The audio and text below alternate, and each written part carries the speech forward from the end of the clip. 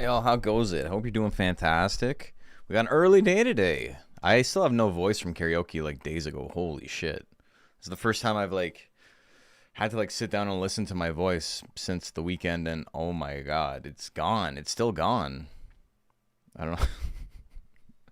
Also, what's with my camera? Why does my fucking camera look like that? Man. Have you guys been okay? That's too much light. It's still middle of the day. I don't have my lighting set up for, a non-degenerate stream time. Watch a few matches, enjoy some Monster Rancher, then the shower and chores you do. Yeah, I feel that. Hold on, let me get my webcam set up. I also have to still do my going live, y'all, notices to people. I think I turned on my exposure. That's too dark. Can I bring this back? Yeah, okay. It's about where we're usually at. Hope you guys are doing okay. Do a good job. Happy birthday. Happy birthday. We have some DXBL action for you. Not everybody has their monsters uploaded, and that's fine. I'm not punishing anyone for it. It's just they simply will not fight today. I need to add here. Let's see who I have in my freezer. I need to add a guy. Coyote Ugly? We'll do Coyote Ugly.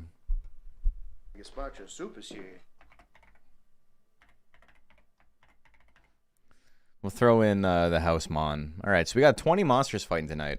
There's 3 new monsters that are supposed to be fighting that are not uploaded, as I just said. Not the end of the world. It's fine. We'll be okay. We'll be okay. We both got what we want. Okay, let me... God, my voice is breaking even on that. That's crazy, dude. I'm not cut out to stream right now. Here, let me do my little going live comments.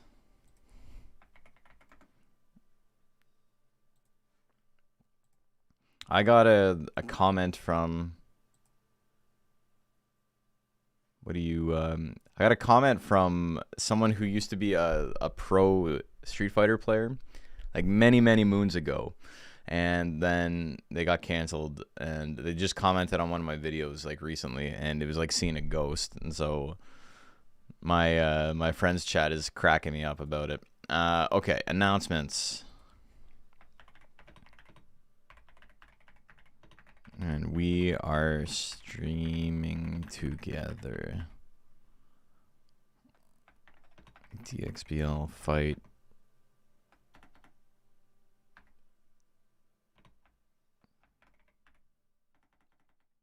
There.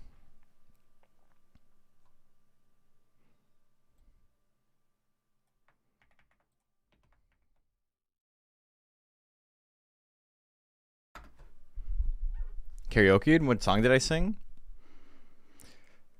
I don't have a whole list. Some of them were more serious than others in terms of like how much effort I put in. Because, people, you get there early if you're the one who sets up the room, and then people kind of like meander in over time. And so it's like any other party, like most people aren't showing up at like the start time, right? Although it's a little bit more awkward with karaoke because that shit, the clock's on, you're paying like immediately, right? So early on, I was doing a couple of songs that were just kind of like warm-ups. I did like some goofy Everclear song and shit that like doesn't require a whole lot of effort.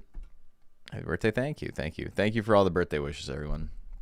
And then later on in the night, we did Just Like Heaven. We did Hey Leonardo. We did a lot of stuff. Halloween by the Misfits, of course. We did The Boy Who Destroyed the World by AFI. We did Chop Suey at the end of the night.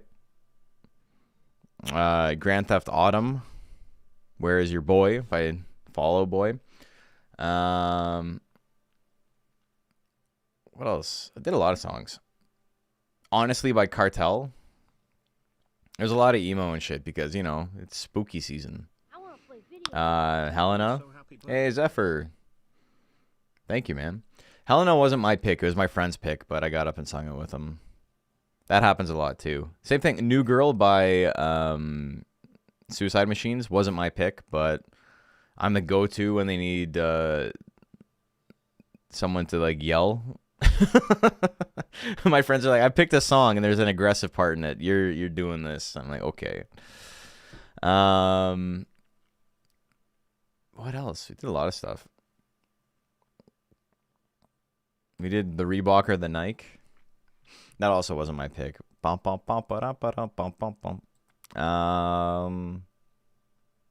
almost did. I ended up cutting it because it was too sad and like embarrassing, and it ended up like it didn't fit the vibe. But I was gonna do the freshman because I thought it would be really funny. And then as it got closer and closer, I'm like, people are having a good time. We don't have to do this. We don't have to put the fucking Verve pipe on. Also did Lit, My Own Worst Enemy, which is one of the first songs I ever like did karaoke for. But one of my other friends put it on, and I was like, I know this. And it was great that I happened to know it because he picked a version that didn't have the lyrics on screen. It was just the music video. So, we still killed it, though. And then, I don't know. I'm trying to think if there's anything I did that was, like, super out of my wheelhouse.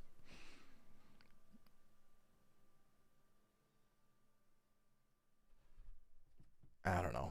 I can't remember. This was 2 nights ago, and I got, like, obscenely drunk.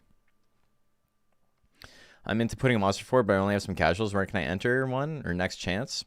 I don't know if I have the form still open on here. If you, here, let's try it. If you join the Discord, !Discord, or, oh wait, you're on YouTube. So just check the links in the description. We will, I'm always posting stuff. You can like join tournaments there. I'm always posting when I go live, all that fun stuff. But there's no downtime right now. If you want to enter something in the DXBL, which is what we're doing right now, the form is still open. It's like a rolling form. If you enter next week, it might be a couple of weeks before you get to fight, but your guy will be like technically in the mix, you know? Singing is 80% commitment to the bit and 20% natural skill. It really is performance over everything else. I learned this while trying to record a band for a school project, and I was like, this dude is hitting all the notes and it sounds fucking terrible. Why? And it's because his performance was bad. He didn't care. He was like, I'm recording a band for a song for a school project. He didn't give a shit. And so I learned that fairly quickly. Okay, it's enough chit chat. I got to get the bracket link up, but we are good to go.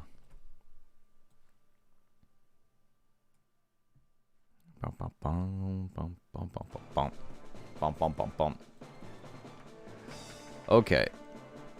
So, let me open cruise control real quick.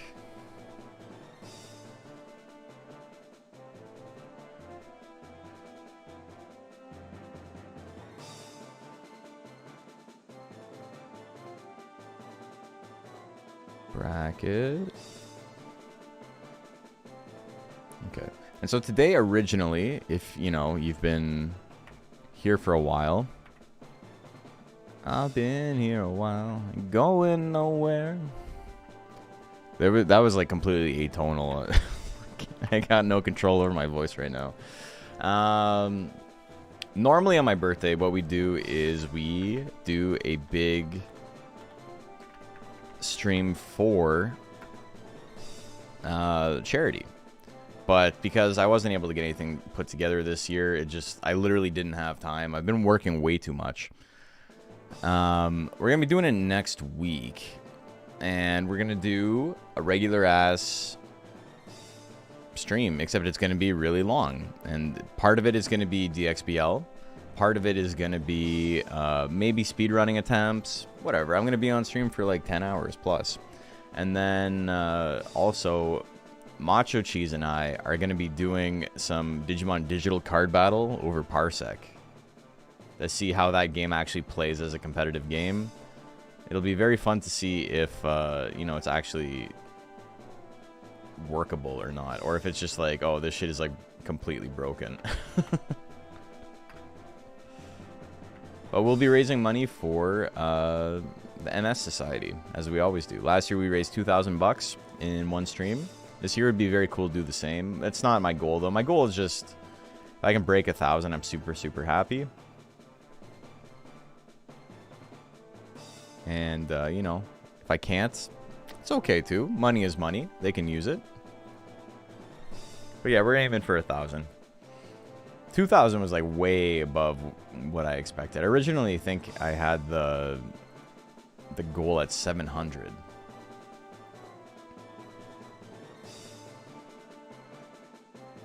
And then we stopped that and we kept going. Okay. I got one more little hey all, we're streaming to go, and then we are we're good. Get this underway. Here's hoping this one's successful. Me too. Dude, it's so funny. The last year a guy from the MS Society talked to me afterwards because he's like, hey, we're doing like the end of year thing, and we realized you and the community like raised a ton of money for this, so like we just want to say thanks, we appreciate it, yada yada yada. Seemed like a cool guy. He was like, I never played Monster Rancher, but like I watched the show when I was a kid, and I was like, okay, so he's my age, he's not like 90 years old. And I was like, that's sick. We talked a little bit, and then this year I'm like, hey, I wanted to give you a heads up that we're doing this again because, you know, you wanted to know, like you wanted me to keep you informed what was going on. I stay infirmed. And I got an out of office message that said I'm on leave until further notice. I may be back in July. And I'm like, oh, okay. So he's like gone. I hope he's okay. Because that was months ago.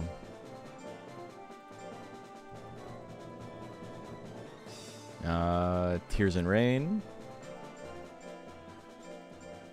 We got a lot of fun looking monsters in this. We got 2 Undines, which is, you know, not the fun monsters, but it is interesting that people are like, maybe I'll try hard a tiny bit. All right. So we got a lady fight. Oh, it is ladies' night. And the ladies fight. We're starting a prediction. Who do you like? Do you like the Darhan? Do you like the Undine? Here we go. First match of the night. Or day. It's still day. It's not night yet.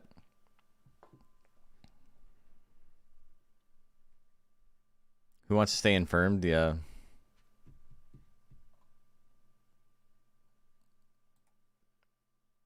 Okay, so if you're watching on YouTube, you may have to refresh, but the description does have the bracket link in it if you want to check it out. And on Twitch, it's pinned. I could probably just pin it on YouTube as well, but I don't know how I do that from Restream.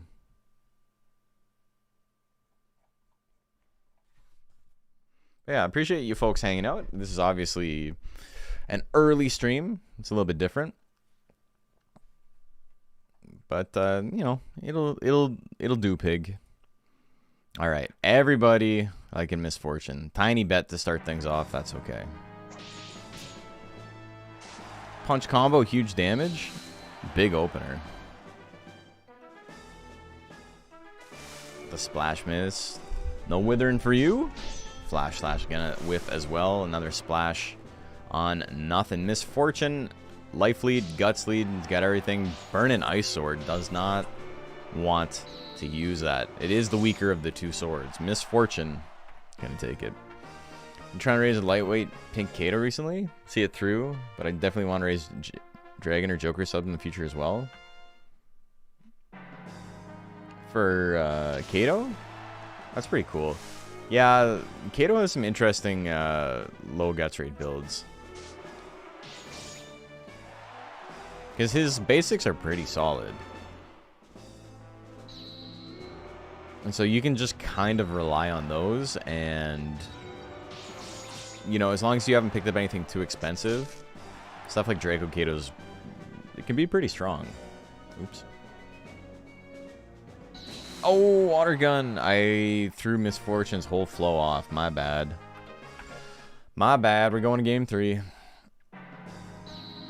The water cannon miss on open. Down 60 guts. Rush Slash going to do huge damage. 2 in a row. Not enough to kill. Got power. All right. Well, 3 in a row will do it. And a crit. Didn't need the crit. Did not need the crit. All right. So, tiny payout.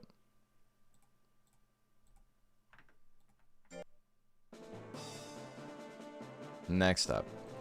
Rattlebox. Rattlebox is back. And Ginger Snaps.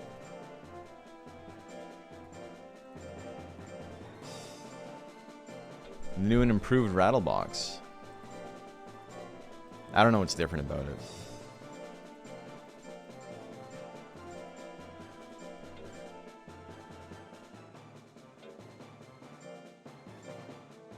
And this is the 6 guts rate Pixie.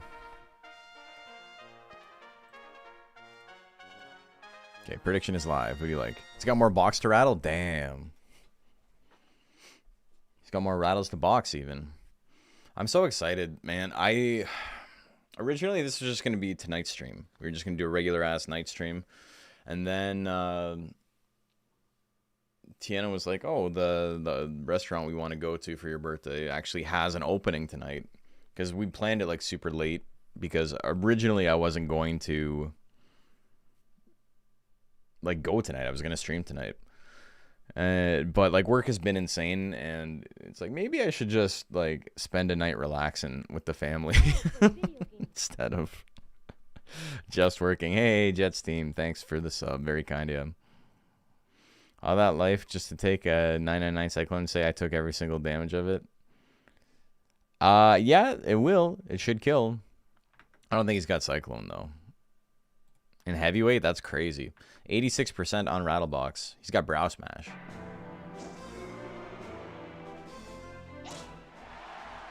Genocider is so cool looking as their hands go, but its guts rate is tolerable too. The real betrayal. Yeah, I mean, I think he looks goofy as hell. I like his little pauldrons that look like they're made out of dino skulls. That's kind of cool. Damn, crit bang. Just like, it's not Cyclone, but it'll do. Game number 2, here we go. The lightning. The brow smash. Another lightning attempt. Regular ass punch. Run out of ideas. Hey, Weenie Bagel, thank you. Cool to meet you at Combo Breaker? Yeah, Combo Breaker's always sick. I don't think I'm going this year. I don't think anybody should travel to the States this year. If you can avoid it. But, you know, it was sick while it lasted. How about Frosty? It's more of crossing the border than it is about the tournament itself.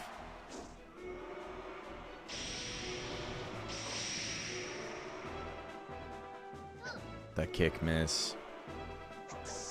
The bang miss. Ooh, the diving press miss as well. Rattlebox in a little bit of trouble here if he gets hit, but it does have the guts lead. Crit bang again.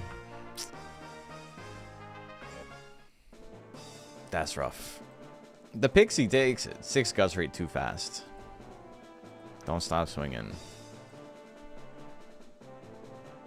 O'Malley and Tiny Baby Man. Sick names.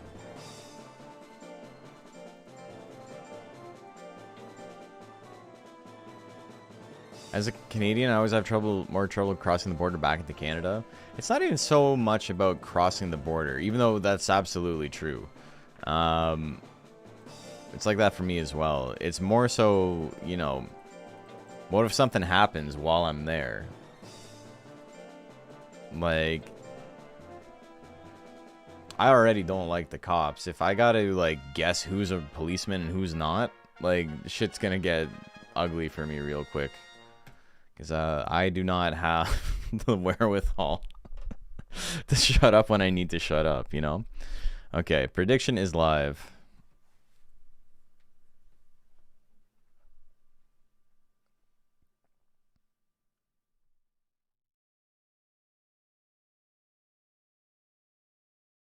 Oh, are my channel points broken?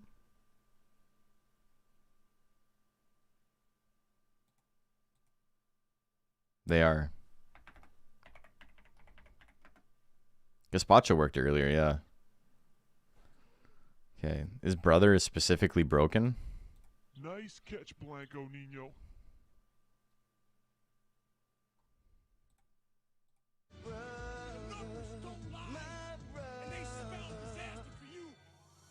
It's weird. I just had to reset. We're all good now. I didn't sing that one, but I did. She don't care about my car. She don't care about my money. That's alright, because she ain't got a lot to spend. I ain't got a lot to spend. Hey, Frenzied! Thank you. Yeah, my voice is like... I don't know why it's so shot. It wasn't this shot yesterday.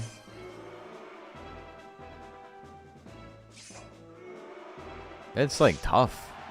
It's like tough shot, baby. Alright. O'Malley. Gonna take game number 1. The thrust claw miss. Oh, I'm gonna put some smoke in your eye. Claw combo miss. Another smoke breath? Doing vape tricks. Ah, the claw combo miss again. He's trying. He's pissed. Like, don't blow that shit in my face. But I'm gonna. Oh no, no guts left. 2 in a row? If he had landed that one, it would have been it. Hey, Anthor. Hell yeah. Yeah, it is what it is. You know, streaming. I had debated a little while ago starting earlier, and like 80% of the people were like, oh, if you go earlier, I can't watch. So it's damned if you do, damned if you don't. Freaking time zones, eh? Everyone should just like work the same 9 to 5, and if that happens to be in the middle of the night for you, then so be it. You picked a bad country. And made a mistake. Alright. And I'm not saying my 9 to 5 has to be the correct one. I might be the one who gets fucked over when they put it into law in the New World Order. Where there's no time zones.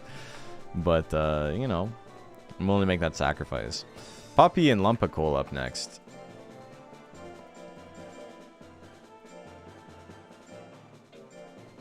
You're loving the content lately? Thank you.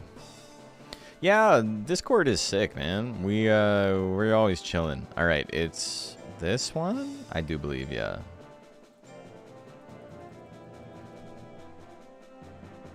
Tried to end Gordish not too long ago and it was awesome. Yeah, the end Kato's sick. O'Malley's yours, right?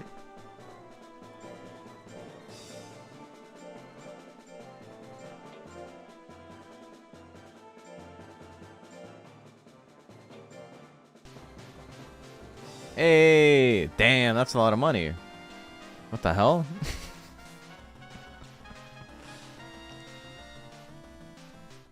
Thank you. I fucking forgot I had that as an animation. Holy.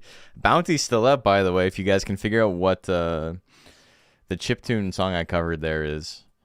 I, like, transcribed a cool song into chiptune for that. Predictions Live, by the way, while I was learning Famicom. Or Famitracker, sorry. The Famicom Tracker. And I put out a thing if, like, anybody could tell me what song it is.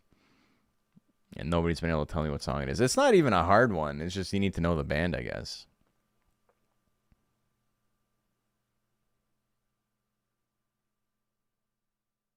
Current schedule just sucks these days. I'm hopping in while I can. Well, that's cool, too.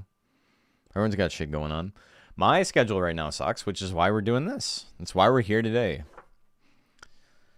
Dearly beloved and all of that. 95% on Poppy. Yeah, Acro, thank you. Pop, pop, bah. 911? Call an ambulance, but not for me. Holy moly.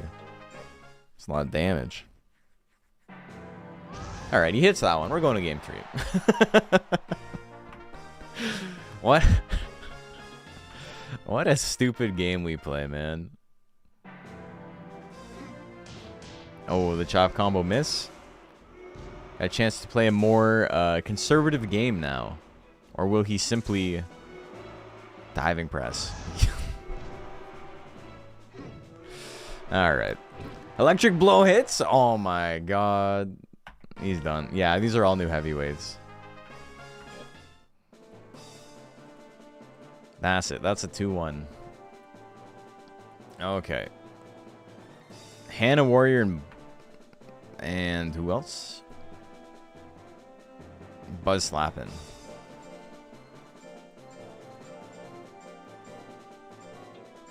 I don't know if Hannah was going to be... Oh, it is. Okay, that's weird. Usually on later from where you're watching, yeah. Well, I'm on later everywhere. Unless it's over the midnight line, in which case, I suppose, you know, it's earlier.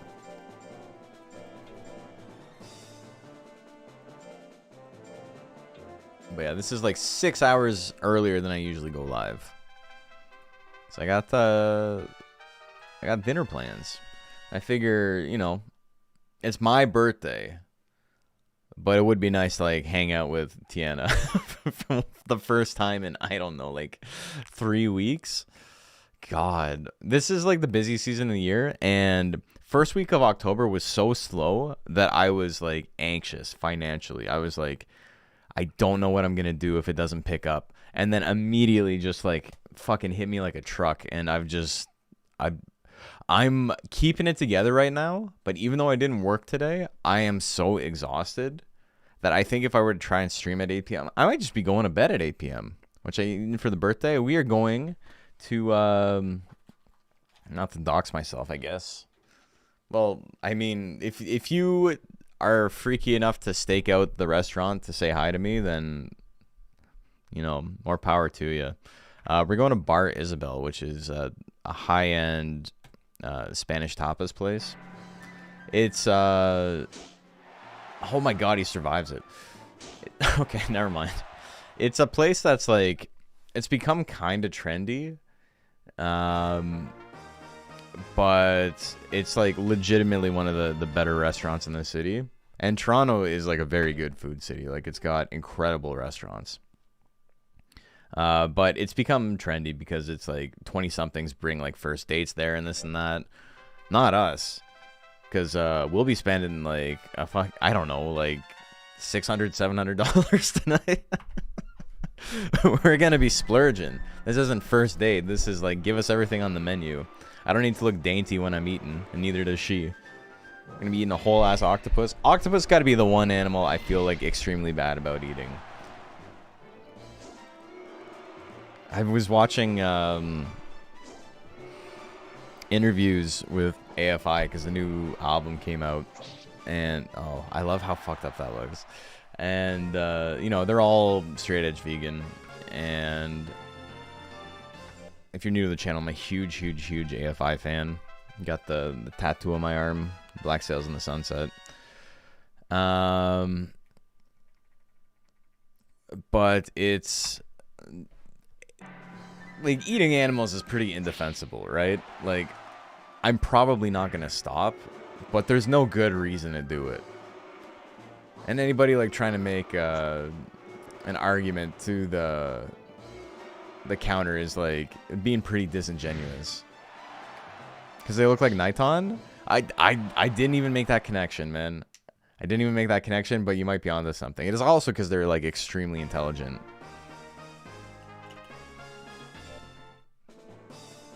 Bazoo takes it. But yeah, there's no like, I don't know. You might be able to come up with like an intellectual argument as to why eating animals is like not incredibly fucked up, but it is. It's just that they taste good enough that, you know, we're not gonna stop. The drink? Oh, dude, the thing is, it's got like a revolving menu, so I don't even know what's going to be on it when we get there. 45 dry-aged bone-in ribeye, I don't know if we're going to get that. Specifically because we, as a couple, go to restaurants once a lot. And it's been a thing we talk about, where we're like, oh, we went to this restaurant and it was sick. Where do you want to go next time? And there's never like a, let's go back to the place that was sick. Right? Like, there's no just, like, let's just do the thing a second time.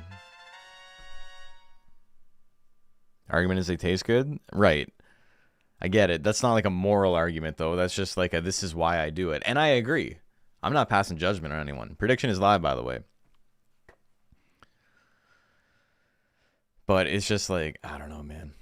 The 45 dry aged bone-in ribeye though is a thing I have had there before though. Hey, Tech Blade, thank you. So we're trying something a little bit different. I just realized I'm on the wrong one. Okay, now you guys can see YouTube chat. YouTube chat wasn't showing up. I have two identical scenes for whatever reason. One's supposed to have the DXBL logo, and one's just supposed to be this without the DXBL logo. But they're the exact same, and one of them doesn't have YouTube chat. So my bad, YouTube. I've been seeing all your messages. They're warming the cockles of my heart.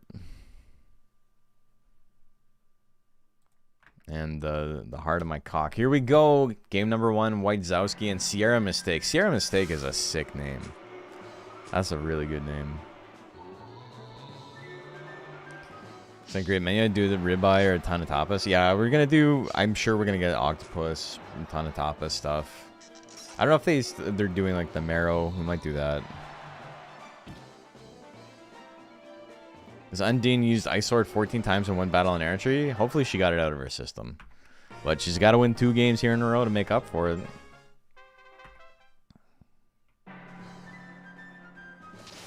Damn, the big splash.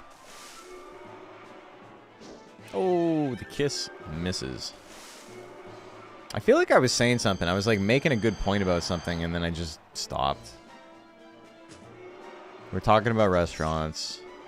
I did the whole thing. Oh yeah, the animals thing. Yeah, I don't know, man. It's pretty indefensible. But the thing that gets me, and I've never understood, and maybe there's someone I'm not willing to say it's stupid. It's just something I don't understand. Is like the militant straight edge thing. Not wanting to ingest any kind of mind-altering substances, totally understandable. I get that. I don't think it's that big of a deal, but I understand why someone would choose to live that way. And it's not even like I have respect for it. It's hard, and it's like, you know, countercultural in a lot of important ways. It's just, I don't understand the people who like are militant about other people drinking and stuff like that. Because, like, you know, there's like a lot of like youth crews and like FSU and shit from the Philly scene. I think FSU is Philly, right? God, I'm such a fucking poser now. I haven't been in like an actual music scene in so long. FSU might be New York. I don't know. I don't remember. It was a crew of like bands and shit, and like people who would go around and they would fucking fight people for drinking.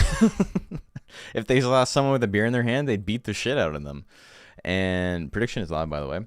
And like that's the stuff I don't get. Like I don't understand I understand being angry at someone for eating an animal, right? I get that. I understand if we can't be friends because you care so much about animal rights. I get that. Like, it seems extreme to me, but like I can like wrap my head around that. No probalo. But the drinking thing is crazy to me. Like, it's just, I don't know. I don't think it's that big of a deal. In the same way that it's like you could like easily kill people driving a car. And there's dangers inherent in that, but like you're not gonna like fight somebody because they drive a car. I don't know. I don't think one should feel bad for eating animals. It's super ingrained in our culture, not an easy thing to change. That being said, trying to do what we think is right is the ultimate goal. So, I think It is super ingrained in our culture, not an easy thing to change, and that is not an excuse to do the thing. Like, just because it's the norm doesn't mean it's okay, right? But I'm not saying this as a vegan. Like, I'm not vegan. I eat animals. There's a... I wouldn't even say it's hypocrisy, because it's more of like a... I understand... And I just simply am not willing to put in the effort.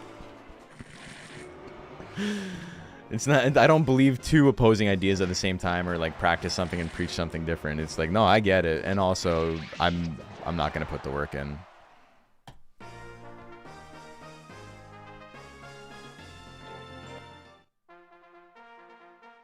I'm also not saying it's not healthy. That's not the argument here. I think you're literally killing another living being for sustenance, which is, like, in a lot of cases, a sentient being, right? It is for sure hypocrisy. I wouldn't even say... It's... Me saying it's not hypocrisy is not me giving myself a bye. Or like saying like, I get a pass. It's the opposite. I'm saying it's like, it's beyond hypocrisy. Like, I'm fully aware it's bad. And I should fix it. And I'm just not willing to. It's not like... It's beyond that, right? That's the definition. Hypocrisy is like saying one thing and, you know, preaching another. And I'm not preaching to anybody. It's the healthy way to live. That's, I mean, we can go back and forth on that. That's just simply not true, though. It's not unhealthy, but it's not like the be-all. It's our natural state, right? But like,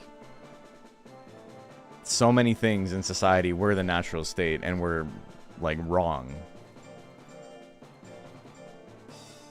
Are we better than squirrels? I would hope so. At least on like a cognitive level. We all do the same thing in many areas, yeah. Like, you're right, it is hypocrisy, but like, it feels worse than like basic hypocrisy is what I'm getting at. Like, it seems like being cognizant of it to that level is like, alright, what are you doing, man? We're all just a bunch of squirrels after the next nut? Amen, brother. I spelt this wrong.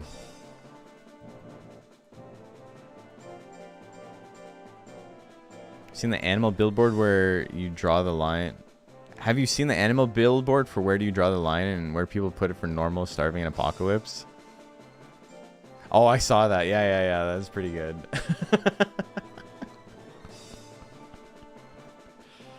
Okay, prediction is live. A lot of veganism is a bit convoluted. They talk about animal rights, environment, and impact. They actively ignore mass wipeouts of insects through pesticides, and monoculture crops have large environmental impact as well. Right, but none of us are perfect, right?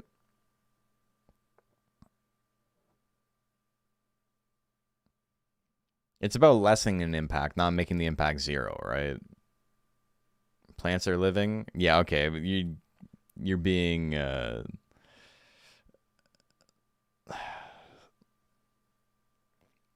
I don't know, man. That's like the classic, like, when you talk to someone straight edge, it's like, oh, so you don't drink coffee? You drink coffee, right? And it's like, all right, man, like, it's not the same. What we're seeing is like, or what we see from like most people when you bring this kind of thing up is there's just such a, like, they just don't want to think about it at all, right? It's not that they're dumb or anything. They feel like they're being attacked, so they need to like push back. And I'm not attacking anyone.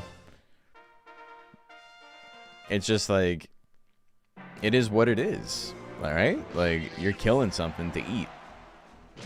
And it's not the end of the world, IMO, or else, you know, I would have stopped doing it. So, like, I'm not judging. I'm just saying it's like, you know, a lot of society's ills come from the things we do, you know? The things that are ingrained in basic society.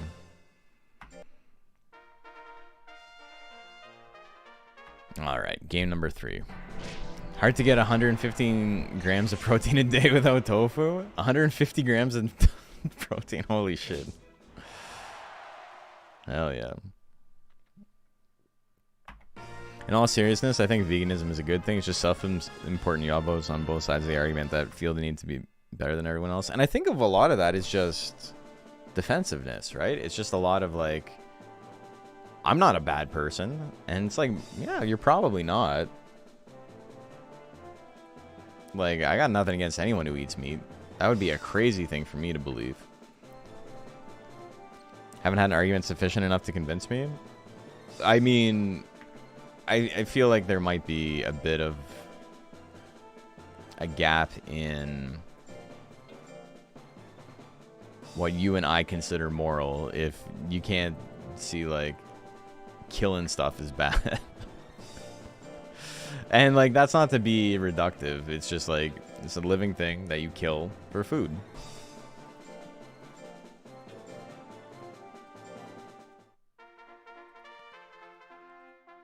Prediction is live.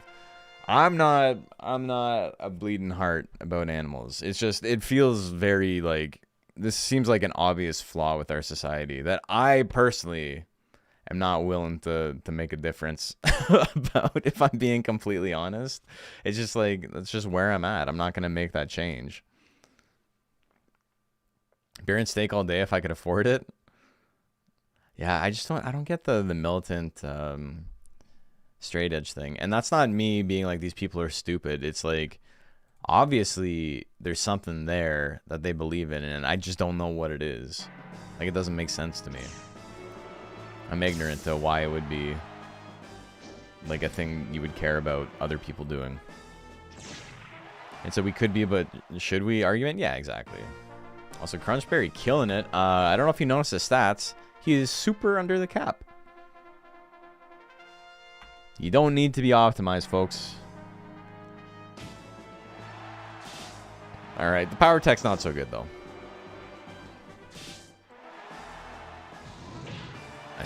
Holy shit. 999? Hell yeah. You're from Toronto as well? I'm sick. Go Jays. Old school vegetarianism made more sense to me. If the chicken's egg isn't fertilized, it ought to be eaten. Well, it's like, it's gonna go to waste, right? The chicken will eat it if you don't.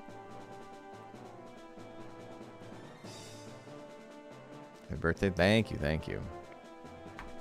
Crunchberry got a win, but not a set win. Marzia and Coyote Ugly. Alright, we got Coyote Ugly, who is not actually in this tournament. He is just a house monster. It's a monster I raised that follows these stats. It's illegal for this tournament, but I did not enter him into the DXBL. We just needed an extra mon to fill out the bracket. It gets a little difficult if I have a monster who already is in the bracket fighting in this, and then I got to keep track of that. So we're not worrying about that. Is he gonna sweep like my middleweight mon? Coyote Ugly is a peculiar monster. Prediction is live. Extremely low skill and very, very high life. Normal stream schedule too early, early stream too late. Happy birthday, Mr. Moose. Thanks, man. Because you're like almost exactly, you're like 12 hours ahead of me or something, right? Feel similar about some things, the not bothering to actually change part. It sucks to admit to yourself you're not doing what you believe you should. Yeah, but we all gotta live on this fucking planet, man. Like, we all put our stake in the ground where we're like, this is what I'm willing to do, this is what I'm not willing to do. And it can be hard to come to terms with that, but, you know, understanding that about yourself and not getting defensive when someone's like, well, that seems like a flaw to me. It's like, yeah, all right, I get it. It is like, I think that's an important part of growth. And so many people are just like, I'm not willing to do this. And also, if you criticize me for it, fuck you. And that's like, come on, man. That's that baby shit. We don't need that. It's all just excess. Modern farms raise extreme numbers of animals, best purposes to die become food. I can't help but feel there's a better way. Still eat chicken though. I feel that, man. Stake in the ground and call that barbacoa. Yeah.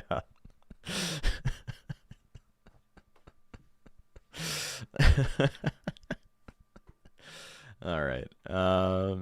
60% on Coyote Ugly. Pin brackets from last time? Is it? It shouldn't be. I updated. Oh, what? Okay. Let me fix that. Thank you for letting me know.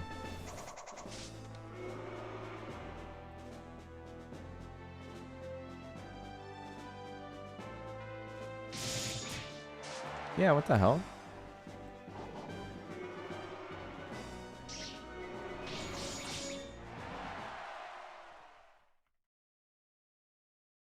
Hold on one sec.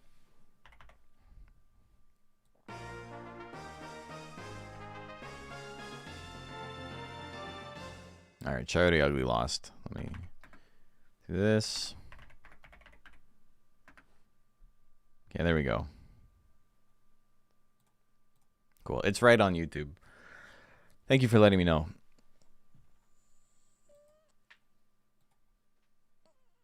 In the Philippines, we were exactly 12 hours apart. Now we're like 7, which is somehow worse. Oh, no. I see your question above. Did I miss it? What did you see? Is my new mon pepper steak supposed to be in this, or is there more? Or is it for people who have no entries in the tourney already? Also, my guy just got his ass beat. 1 second. Pepper steak, I didn't even see, man.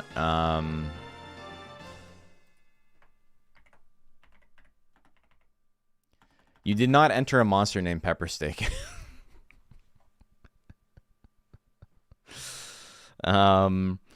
If you want to enter it, that's fine. Like the bracket's not, or the form's not closed. You can still enter, but there's no monster by that name currently in the form. Oh, you DM'd me about it because you closed your thing. Yeah. Okay, I'm gonna have to take a look at that. No, so he's not in this one. There's like 3 or 4 monsters from heavyweight that didn't make it in just because they weren't uploaded. Nothing bad has happened to them. They're just going to be fighting a little bit later. They're still in.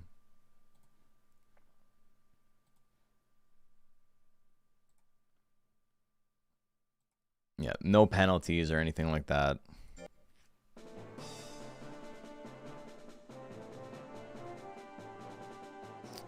I guess, hold on one sec. If it's live, if it's on right now, we can just redo that. I can get rid of Coyote Ugly. Now I'm fight.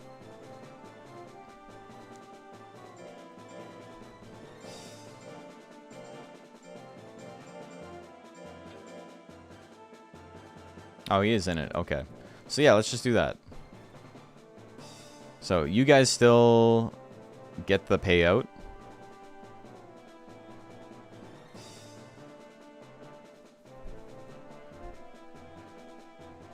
Happy birthday, really appreciate your streams and content.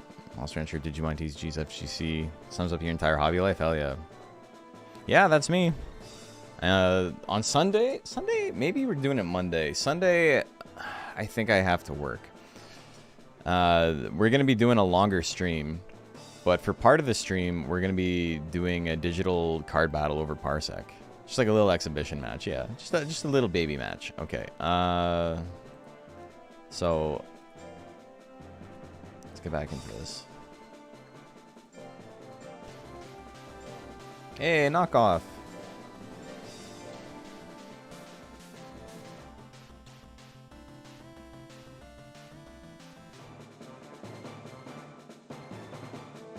Marzia. Ah. Appreciate it, man. Very kind of you. Pepper steak.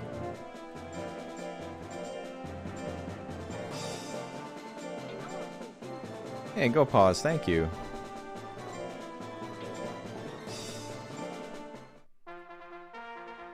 Okay, prediction is live. And while this is going, I am going to try and fix the bracket real quick. Participants. Oh, it's easy.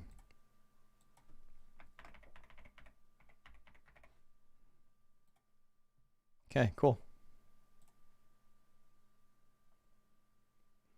All right. So Pepper Steak's in.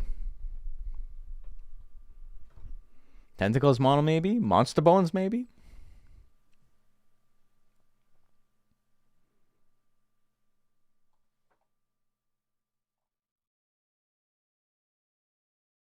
God, I have this like...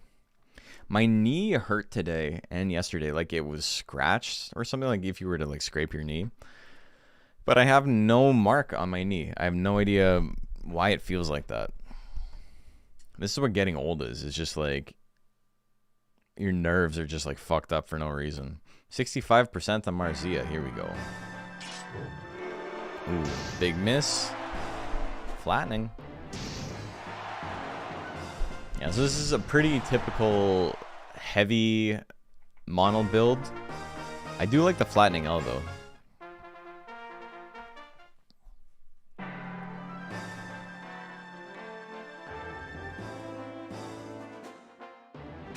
Ooh, spike stab miss.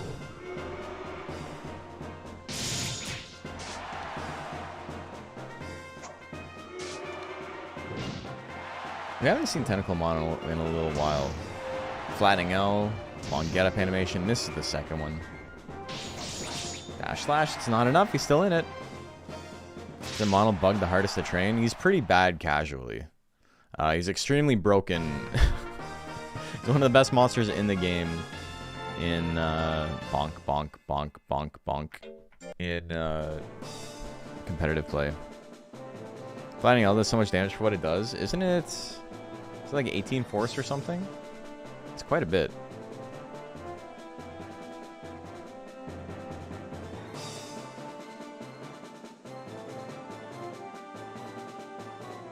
Okay, so Pepper Steak wins that one. 2-0. Here we go. New set. Misfortune and Ginger Snaps.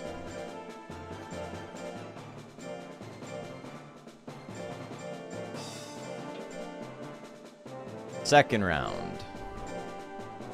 Got Tentacle Model to lightweight last time. I believe I just never used it since I decided to have fun loading as many texts as possible. Yeah, that'll do it. I like Tentacles. I think it's pretty good. Very good in formats like lightweight where you have fewer monsters running speed.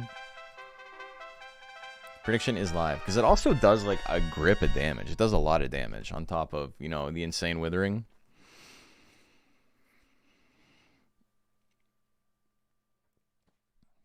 Yeah, Mono Worm is pretty bad casually. Stat gains are awful. Lifespan is awful. Just tough to make work. Doesn't excel in anything.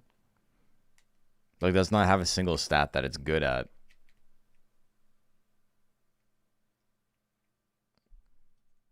But the thing is, for competitive play, we're not using regular ass Soberos. We're not using the regular Mono Worm. We're taking a worm with a faster guts rate than Mono can ever hope to achieve, i.e. either Pink Worm or Flower Worm, usually Flower Worm.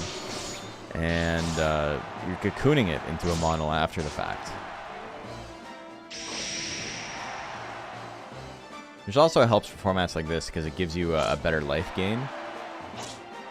So you can hit the 700 life pretty easily, and then you only got to worry about the other stats. Speed is still ass, but at least you get a good life gain, which Mono normally doesn't have. It's actually so crazy how bad Mono's like base stat growths are. He's got what, like, it's 5 in defense, and then his next highest is 3 in intelligence, I think.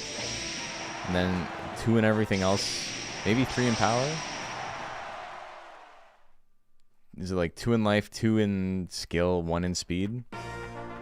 So what a comeback.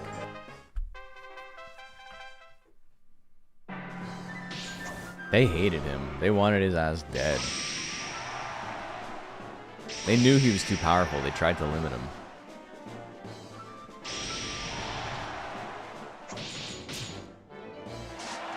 Good damage on the punch combo. Not enough. Another bang kill? Dude, been smoking that bang. It's the 4-1-1, baby. We got a Pixie beating Durahan in heavyweight. Love to see it. Good for Pixie. That's my favorite monster combination. Metal Shell, Nighton, Metalner.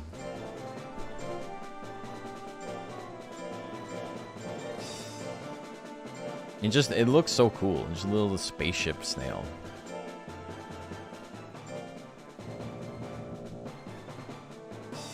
Lump of coal.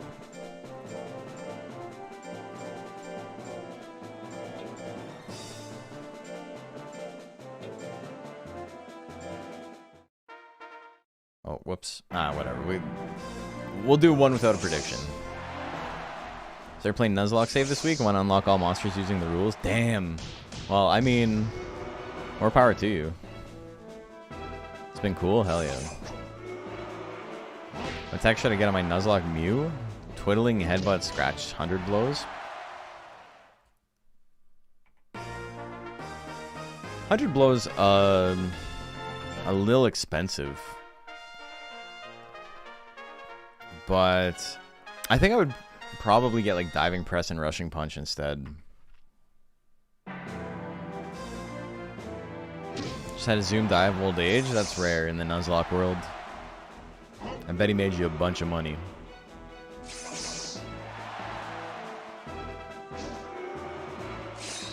Ooh, the drill claw miss. Yeah, go for the heavy attacks. It's also passive stat gain, right? Which is like not always easy. Oh, the electric blow, dude! Lump of coal killing it. Holy shit, dude. He's hit 2 electric blows. He's hit more electric blows than Bill Murphy has landed rolling chops. Hannah Warrior and Love Train up next.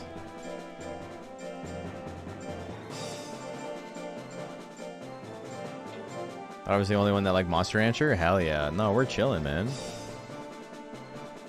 Thank you. Thank you. Thank you.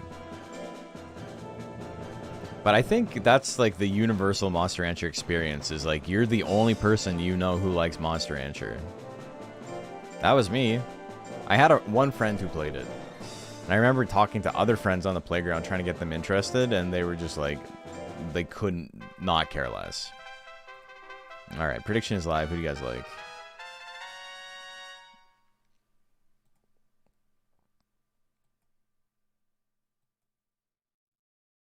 All my friends love to watch me play, but nobody wants to pick it up. Yeah, that sounds about right. And that's okay. Part of being an adult, I think, is getting to the point where you realize you can't force people to like the stuff you like. Doesn't matter how good the thing is. Doesn't matter how well you proselytize it. People like different things, right? It's like my friends telling me to play Yakuza. I bet it's one of the best games of all time. I'm probably not going to play it. Hey, Cannonball Sean, thank you. Appreciate it. Very kind of you. Tearing your parents' house apart for anything resolved with CDs a core memory? Hell yeah. Hey, Flowhacks, thank you for the sub. Very kind of you. Thanks for supporting the channel. Anything that resembles a CD is crazy. Man's putting donuts in his PS1. Hey, Dave, thank you, man.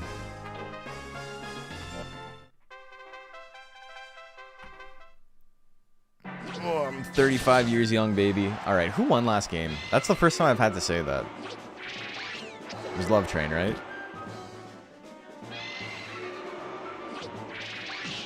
Or a slice of bologna hanger. What? Bazoo one? Okay. Game number 3.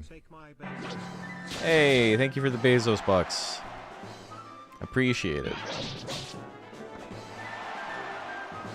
Don't look a day older than 35? Oh, I got good news for you. When your siblings put a muffin in your PS1, that's not where that goes. What the hell? Like they crushed it in there? That's crazy. Ooh, the kamikaze. Love Train, gonna take it. Oh, Monster does the muffin unlock? Oh, I wish I was better at improv. I can't think of anything. Every now and then, reality hits you and you're like, I'm not as funny as I think I am. That happens to me a lot. Especially because I have, like, a lot of funny friends. And so, like, hanging out with them, I'm like, I can't... What? How are they this good, man? There's levels to this shit.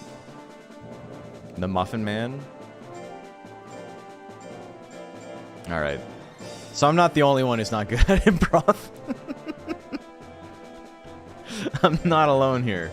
Hell yeah, let's go.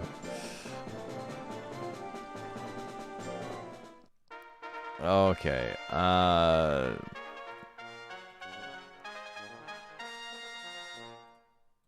No judgment. I couldn't think of anything. You did better than me. Reminds me of the one 4chan green text where the guy said he dumped a liter of root beer on his friend's air humidifier. Oh, yeah. Dude, that's so sick. That's so fucking funny if it actually happened. It unlocked not playing PS1 games for like 4 years. Yeah, that sounds about right. We call that the anti-isekai. You're locked out of going to the world where monsters rule. 86% on Kavinsky. The Yodel miss? Ah, the Hidden Sting miss too.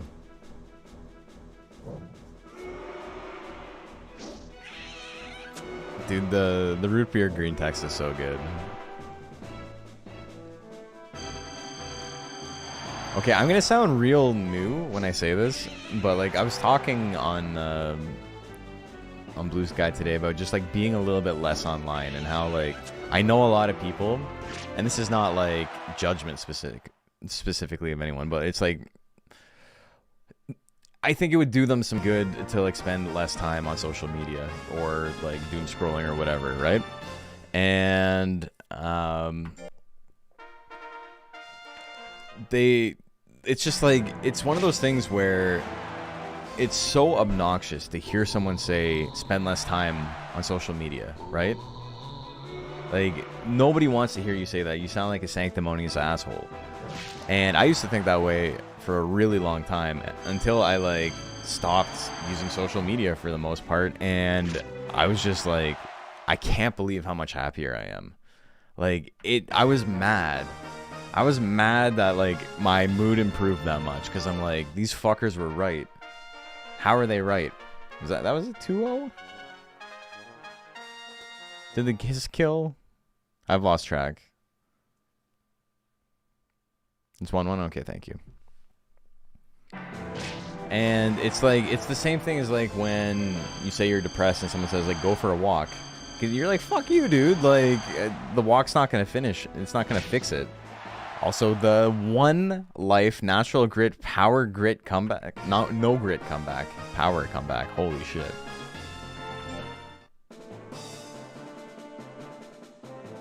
But it's like going for that walk hits different, man. It's important. It's important to go outside. And you don't want to hear it because it sounds stupid and it sounds like childish. But it's the same thing as like just not being online that much. Like you don't want to hear from someone else that something so simple can like make a meaningful impact on your life, because you don't want to be like boiled down to this like basic problem. And it's like kind of embarrassing that there was an easier fix than you thought there was. Not gonna change your life. Not gonna make you not depressed. If it's a chemical imbalance, you're still, you know, you still gotta get that shit checked out. But there's such a big difference in my like mentality having like not being on social media. Especially like now, I can't imagine being on Twitter now.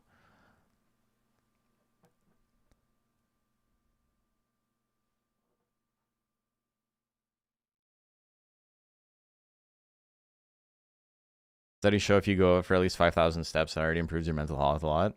Yeah. And people don't want to hear it because it seems too easy to be true.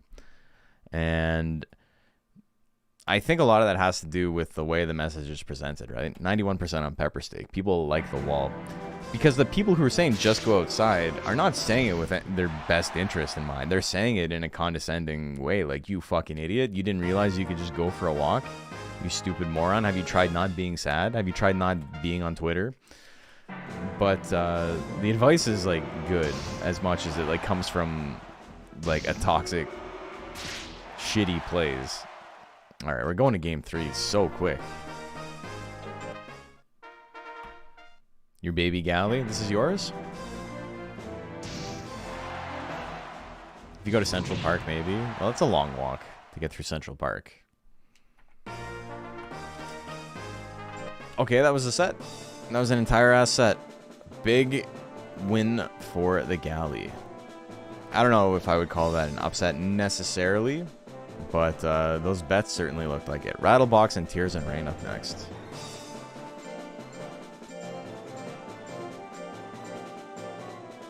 Alright, helps if I spell it right.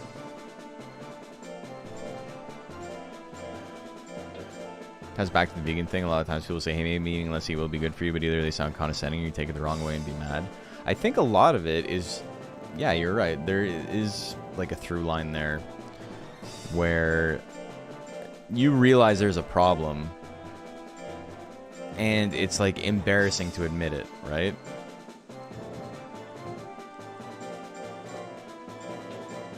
And the person who's giving you the advice maybe doesn't necessarily have your best interest in mind. Maybe they're trying to be an asshole about it.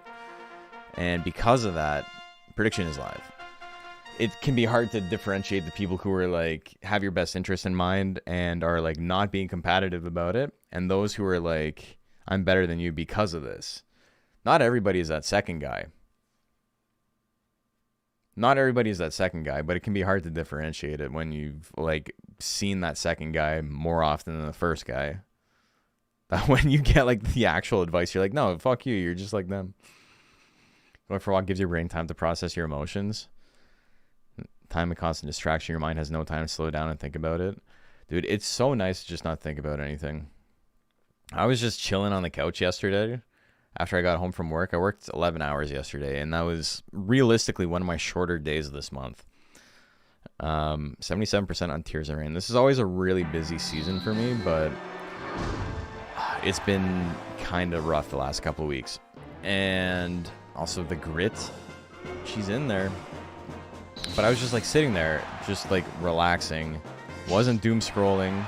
I was on my phone, but I think I was like... I looked at YouTube metrics, and then I turned that off immediately. Oh, why did it come back, man? Holy moly. I turned that off, and then I played a little bit of Pokemon Pocket, and then I turned that off, and then I just laid down on the couch and chilled, and...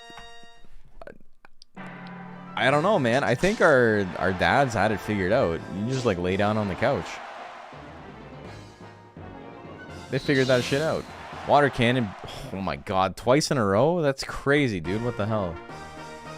Heard looking at YouTube metrics causes maximum depression.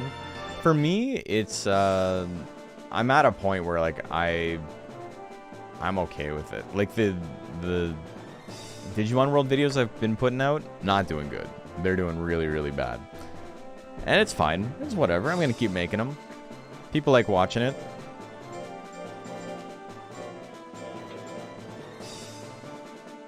Had that this Saturday. First time in a while I was able to just enjoy my day. It's kind of crazy how you're like, oh, I have a day to do things I want to do. Like, this is novel. What did they do to us, man?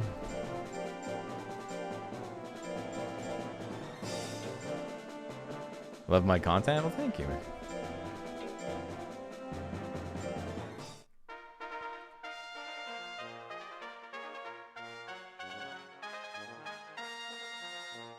Prediction is live. I also don't like do this as my day job, right? Like, I want to be successful to a certain degree, but I'm not willing to make it my day job. I think I'm too neurotic to like rely on the metrics. I think I would go fucking crazy if I didn't know where my next meal was coming from, right?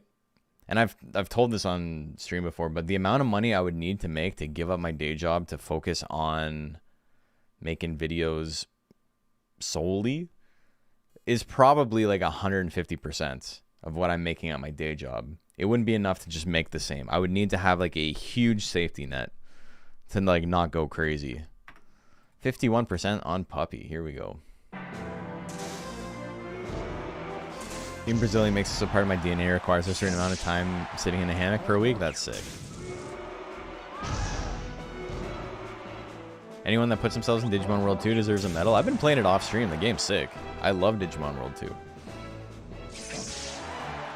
Damn, Twish to Claw. I don't know if I'm going to do a full playthrough of it on stream. Well, I'm definitely not, because I've done a bunch off stream already. But it's sick. Hey, thanks, Macho. Appreciate it. I was talking about the DCB stream. The licking. You got him with the smooches. As long as hell, it is long as hell, yeah. And also, like, I'm going to be completely honest. The videos are already on YouTube. Like, the VODs are already there if you want to watch them. I don't think it's necessary for me to, like, edit everything down. If I was trying really hard to make this my day job, that would be the goal, I think. Dude, look. Pink Kato's got, like, the nail fungus. Why do his toes look like that? Shit's gross. Alright, I think that's 2-0 for Mochi. Isn't talking to Twitch chat every day a living hell? No. It's bad when they're backseating. But we're chilling. We're having grown-ass conversations. It's fun. A remake would go hard. What would we need? Like, probably just like a speed patch, right? Like, I like how games of that era are not particularly, like, they're not super narrative focused. All right, I'm pretty sure that's 2-0. Appreciate you grinding out the algorithms. Oh, I'm certainly not. Time Stranger has some really nice battle speed up stuff. Yeah, but too bad it doesn't have actual game speed up stuff. I've tried playing it a couple of times, and every time I've played it, I'm like, I'm just going to play Digimon World 2 instead. Finesta and Buzz Slappin'. I'm maybe like 20 hours into Time Stranger. I really don't care about the story, though, which makes it hard. It makes it hard to enjoy it. I don't think the story is particularly good, and because of that, it feels like a slog. Just a way to speed up Digimon World 2. Honestly, just having it so things didn't take 100 years. Like, battles going quicker, stuff like that. Would probably be fine. Because the game itself, like, the bones of the game are really strong. Prediction is live. Twitch is a hive of scum or villainy. And/or villainy. I mean, it can be, but you cultivate your own audience, right?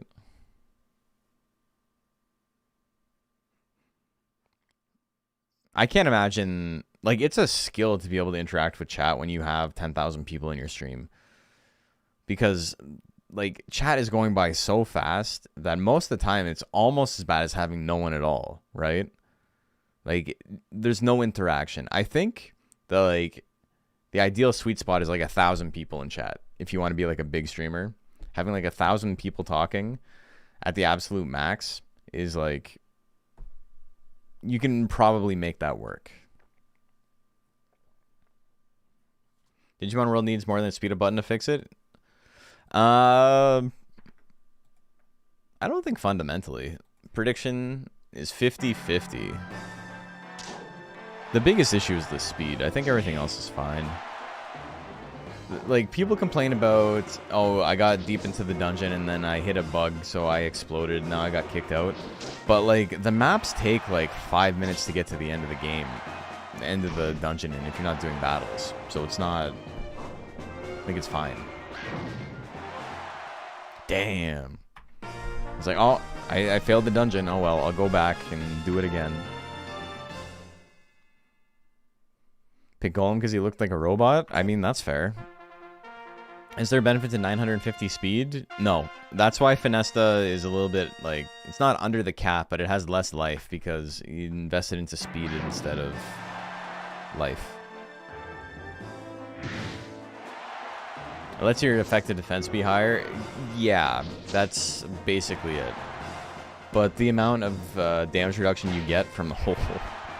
Oh, he grits. He's still in it. The amount of defense reduction you get from defense at that point would be better spent just putting points into life. Finesse gonna take that one.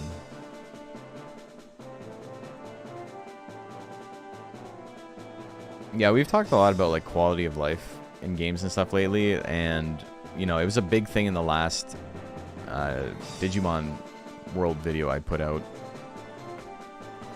And I think the only like real quality of life suggestion someone brought up in chat that I thought made a lot of sense, that is like an actual change to the game, would be to have it explained to you how you got the Digivolution after you got it. Like if you get to Centauramon, have like a thing on the page that says like you got Centauramon because of like, if you want to get it again, here are the stats you need, right? Something like that. And I think that's kind of cool. It doesn't really change the game in like a fundamental way.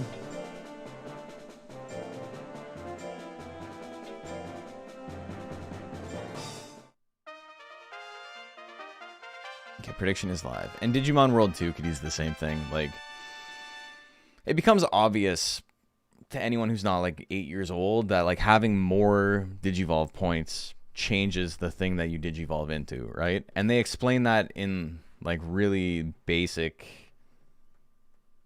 like dialogue through talking to NPCs. But it's something similar in 2 would be cool too. Did I have a Housemon in this tournament? I did, but then Lump Mage was like, hey, my guy's not in here. And I was like, oh, okay, I'll add him. So Coyote Ugly got 0-2'd real quick, and then we kiboshed him and put in Lump Mages. 61% on Sierra Mistake.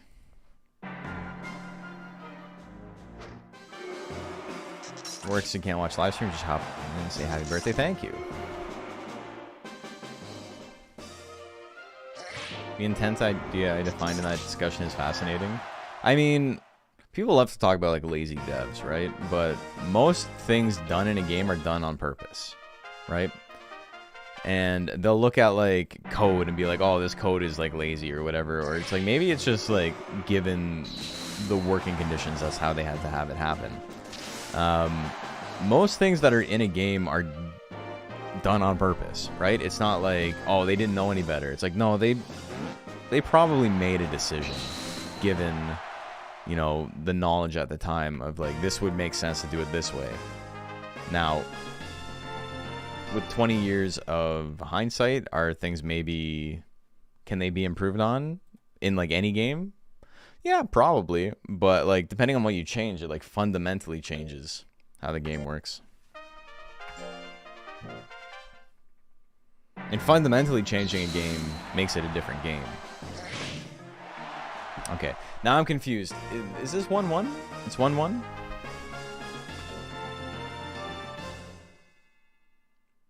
The discussion is fun. I'm like enjoying talking about it to the point where like I can't like focus on what's happening.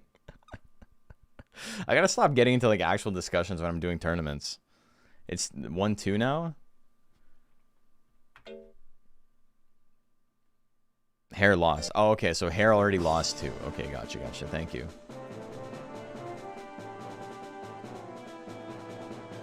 I'll give Billy Stylish a point for that.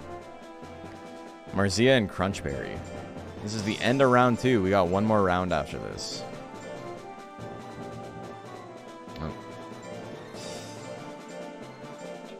Come here mostly for off-topic discussion. And it's funny, Macho showed me a thing yesterday that was fucking killing me.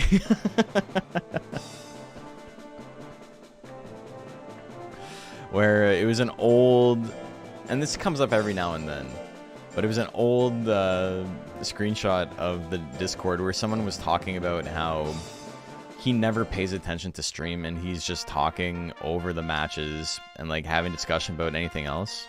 Prediction is live. And it's so funny to me, man, because it's like, do you want constant play-by-play for this game where no actual decisions are being made? Like, it's fun to do it, and it does definitely bring in new players and new viewers. So if I was to do a big tournament or whatever, I would at least like keep up the charade for the first little bit and then the finals. But if you guys are like here every week, you don't need me to go, oh, Crunchberry hits the missile, oh, 42%, oh, like, you don't need that. It's fun to do it every now and then. But, you know, we can also just chill. 78% on Marzia. Here we go. I think some choices devs make are just ass backwards. People make mistakes. People do things that you don't agree with. People write bad books. Right? But they wrote that bad book on purpose. There's an intent behind it. The intent can be stupid. It can be embarrassing. It can be not well thought out. It can be like antithetical to the thing they're actually trying to accomplish. But there is an intent. Anyway, that's a 2-0. Yeah, like good 3 or 4 matches in and then I'm just bullshitting about whatever. Yeah, exactly. The Wrongs Monster Hunter 2 parody, yeah, it's very good. It's really funny. The punchline is this why I'm hiring Unholy for Combo Breaker? I mean, him and Macho killed it last year. I would have killed it too, but I killed Macho in brackets, so that's why he got to do top 4 and I got to be in top 4.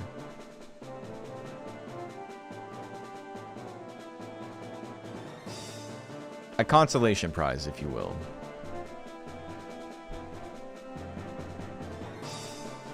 Okay, Full Reel and Lumpy Coal. Constant sports announcement. Monster Hunter 2 gameplay would not be very thrilling to interact with also. No, it wouldn't be. Cheers, brother. I'll drink to that.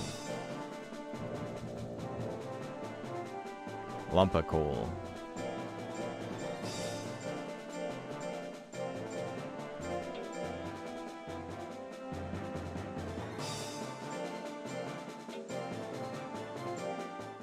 The other thing that like is always so funny to me about the lazy devs thing is like most of you are lazy at your jobs most of the time, right? Very, very few people are going into their job and actually giving 100% because they don't need to. Nobody needs to do that. They've tricked us into thinking we need to work harder than we do. Unless you're doing like a factory line or something like that where like you can't, like you have a quota to hit. You're chilling, man. You're lying to yourself and you're lying to me if you're saying otherwise. Even if you care about the job, even if you're a teacher or you're a scientist or whatever you're doing research of some kind, you're fucking around for part of the day. Considering how everyone was playing that top 4, I think commentary ended up being more fun. Unironically, if I didn't have the Nighton plush, I would have been on stream with the Nighttime plush either way. It didn't matter. It was just cool to get to top 4 with the monster who wasn't top tier. Lump of Coal. Gonna take all of the bets. 100% of the bets on Lumpa. So much happening under the hood when it comes to any kind of development that it involves dozens of people in departments too. Yeah. And so the singular vision gets muddied pretty quickly.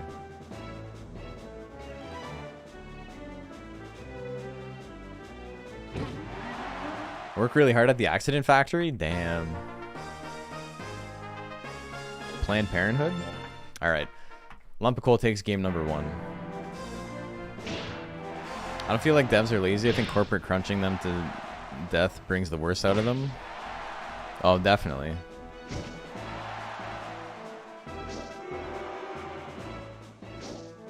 I was thinking about teaching is to build up a collection of lessons over time so each year gets a little easier for planning.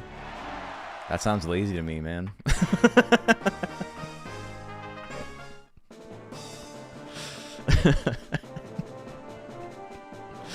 Dude, my favorite thing was I was doing a virtual conference, which one of the easiest jobs you can possibly do. I was fucking clicking through PowerPoints for people.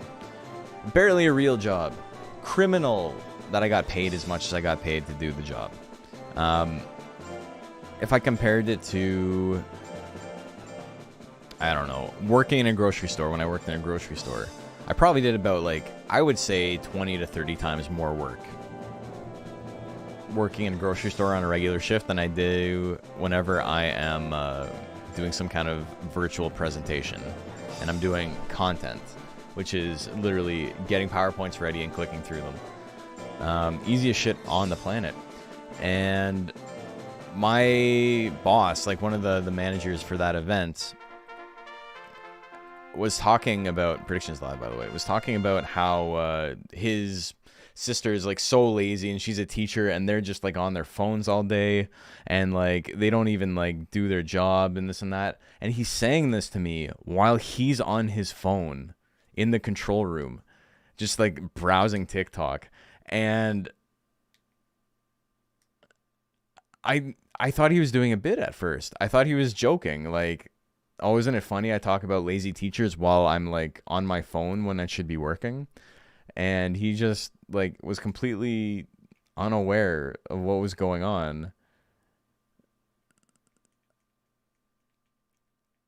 And I'm just like, we're all like that, brother. We're all on our phones.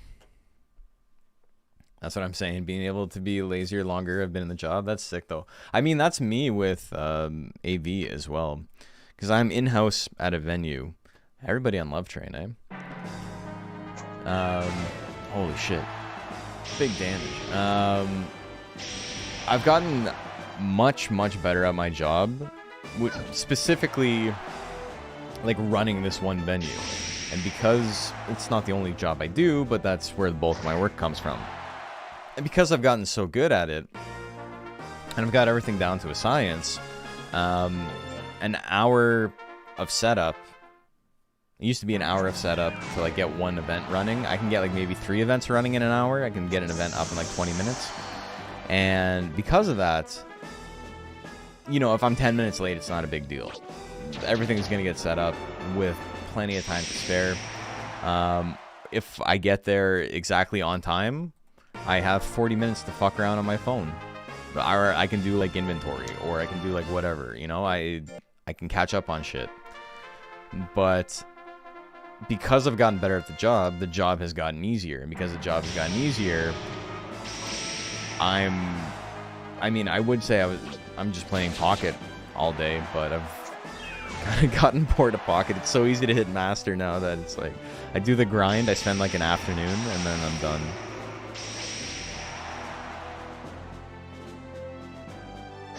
Completely unrelated. I'm curious what countries that watch Monster Rancher content are. Have I checked this kind of thing? Yeah, so it's actually really interesting.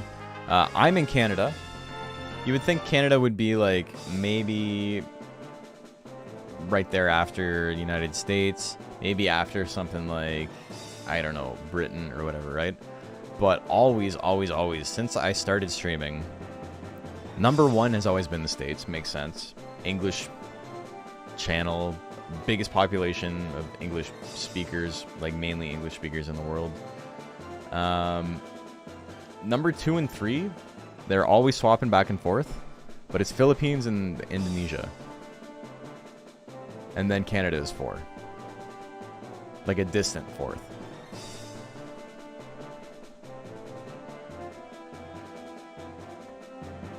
Alright, Love Train gonna take that one 2-1. Crunchberry and Billy Stylish. A lot of, like, when the competitive scene started, like, picking up speed 2018 to 2022 or so, right before DX dropped. DX dropped early 2021.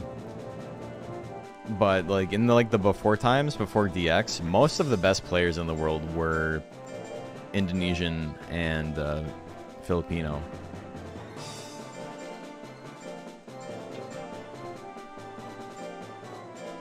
Also, like, Brazil has a pretty big contingent of players.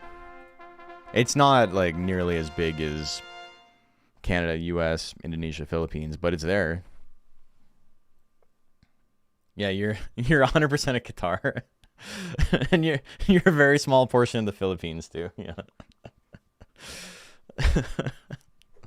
You're representing both. You're Brazilian? Hell yeah. Am I lazy though because I've gotten more efficient? 100%.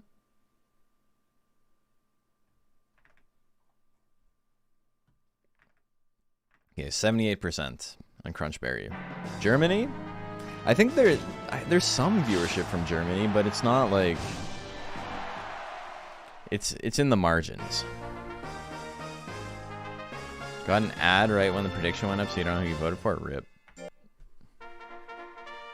Is Monster Rancher 4 just not used? Monster Rancher 4's got kind of an awkward history.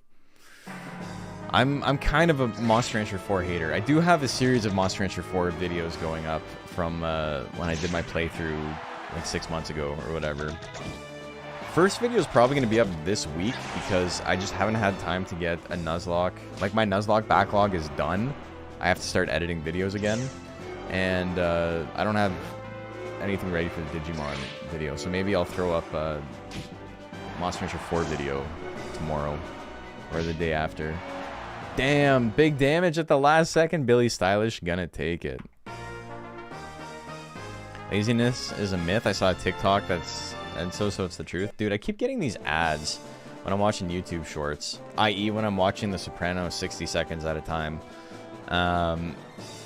That uses like this like AI fake Simpsons looking guy, and it just keeps saying stuff like male sexual frustration is a symptom of ADD. And it's just like an angry Ned Flanders being like, my wife doesn't want to have sex with me. And there's like an AI voice singing over it, but it's just singing like, male sexual frustration is a symptom of ADD or whatever, right? And it's like, what the fuck are they doing? Like, what has happened to society? This is like the ads I'm getting. This is crazy. I used to be indoctrinated. Well, inundated. I suppose indoctrinated is also true. But I used to be inundated with stuff like, hey, come eat at Pizza Hut. Our pizza doesn't suck. Here's a cool stop motion video of like a robotic alligator trying to eat the pizza as it like moves along a table.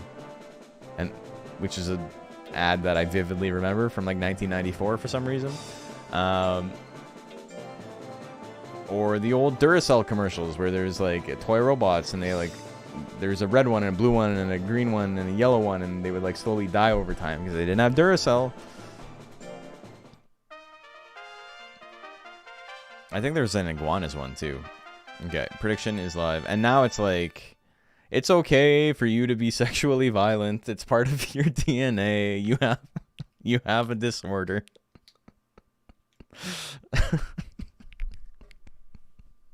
It's so fucked up, man. The male loneliness epidemic has like produced some of the worst shit I've ever seen. And it's like people trying to like capitalize on this misfortune. 74% I'm buzz slapping. 70-year-olds watching that. I know, that's the fucked up part. What is my algorithm? No, it's just ads. That's not my algorithm. I get ads for like all the normal stuff too. You know, 900 different AI sex bots. Which I think I get ads for because I watch video game stuff on YouTube and they just think I'm a huge loser. They're right, but like I'm not interested in the sex bot. You can get a girlfriend if you send me $50. Yeah, and she's an AI, and she definitely won't cause you to go from having like a loneliness issue to like a psychosis issue. Buzz slapping. I'm gonna take that one. He's slapping. Tai Chi AI ads over and over. I don't know what that is. I can't keep track of all this shit anymore. Gamer spotted. Let's radicalize him. That's exactly it. I think it was one of the recent Nuzlocke videos I put up where me and all of my friends kept getting recommended this one this one Twitch channel, and most of our like Twitch algorithms are pretty bare because we don't watch a lot of streams. But every time like we'd go to like watch like like a Tampa Never Sleeps stream or something, like some kind of like Street Fighter or Guilty Gear stream, the #1 promoted channel would be, prediction is live, this woman who, it was just like a close-up of her, like her tits and her neck. That's all you could see, was the neck to the bottom of the tits, and that's it. That was the entire screen. And then there was a tiny like 40 by 40 pixel picture of gameplay in the corner, and she's like playing like GTA or whatever, just like driving into a wall, like not really paying attention to what's going on, and just like bouncing. And just, that's the whole stream, is just like a Awooga window. They got the Awooga market down, turning people into fucking Tex Avery cartoon characters, and like 15,000 people watching. And more power to her. It's not her fault. She figured out how to game the system. But the whole discussion here is like, that's the shit that's being promoted to me because I'm a 30-year-old who likes video games. And despite, you know, all of our progress in society, that still makes you a huge fucking loser. They don't think very highly of me at all. I think I ended up cutting out the line because I kind of flubbed it, and I didn't want to put it in the video. But it's like you are closer to being homeless than you'll ever be to being a billionaire. And it's like, if you're an adult searching video games on Twitch, you're closer to that gooner than you ever will be to like a normal member of society. You're not there, but you know, a couple of bad situations, a couple of bad decisions away, maybe. Happy birthday, dude. Win many matches and raise your honor. Thank you. Same twist. A small window was showing IRL footage and she was just in the car pressing the gas. I could see that.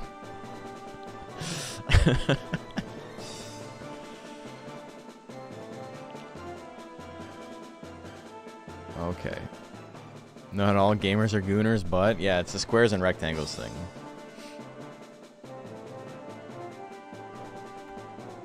Okay, who won that one? I just said yes, but I'm looking at it and I realized I put Kavinsky and Misfortune's names in backwards, so now I'm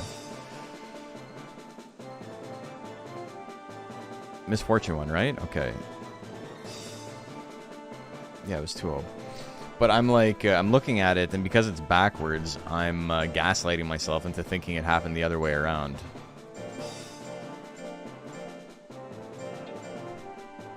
I knew it was player 2 side.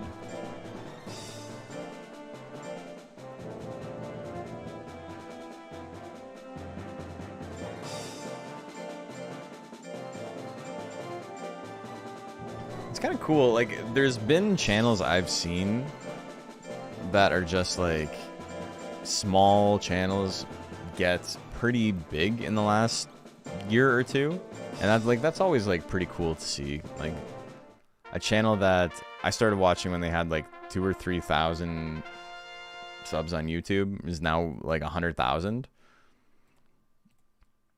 I think Memoria is like that. I think Memoria has over 100,000 now. She's doing really well.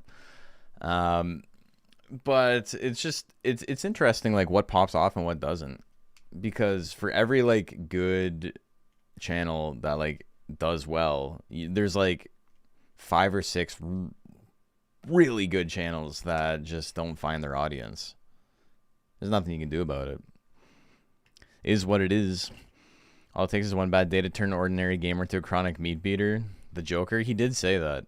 Memoria's a really good one. Yeah, I remember watching her stuff like early pandemic, and I was like, she's funny. I think she's gonna make it. And then she did. Good for her. 56% on Sierra. I haven't watched a lot of the new stuff. It's more been like I'm just impressed that like she made it happen more than it's like I haven't really like followed lately. 56% on Sierra Mistake, by the way. Damn. Also, I realized what I said could be like construed as like super sexist to be like. Also, there's a good girl who makes video game stuff, but I'm just there's like other. I'm always thinking about like what pops off and what doesn't. And her channel, like, I thought she was gonna have a channel that's like, she's gonna, you know, maybe hit like 20K and like just be like very funny and put out good content, and like, you know, it might not work. It might not work in the algorithm, but it did.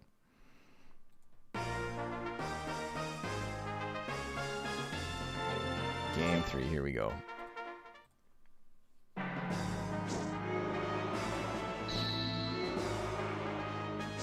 Brow hit miss. 300's good, but I disagreed with her about Resident Evil 3 remake being good. I mean, I got no opinion on that. Rattlebox getting his ass beat. Algorithm is inscrutable and random. You never know what sticks. Yep. People like to talk about how much it's like they're being throttled or like whatever. It's like, and there's definitely some truth to that. Like we talked about this the other day actually, but there was I made one Monster Hunter clip. I think it was when Dawnbreak first came out. Really quick clip, and it got so many views so quickly, and I was like, holy shit, this is gonna pop off. It was before shorts were a thing. It was a quick like 20-second clip of a boss just like missing me despite being stunned, and just like couldn't hit me. Kept trying, just like missed, and then I like got up and hit him and he died. It's pretty funny. There's a 3.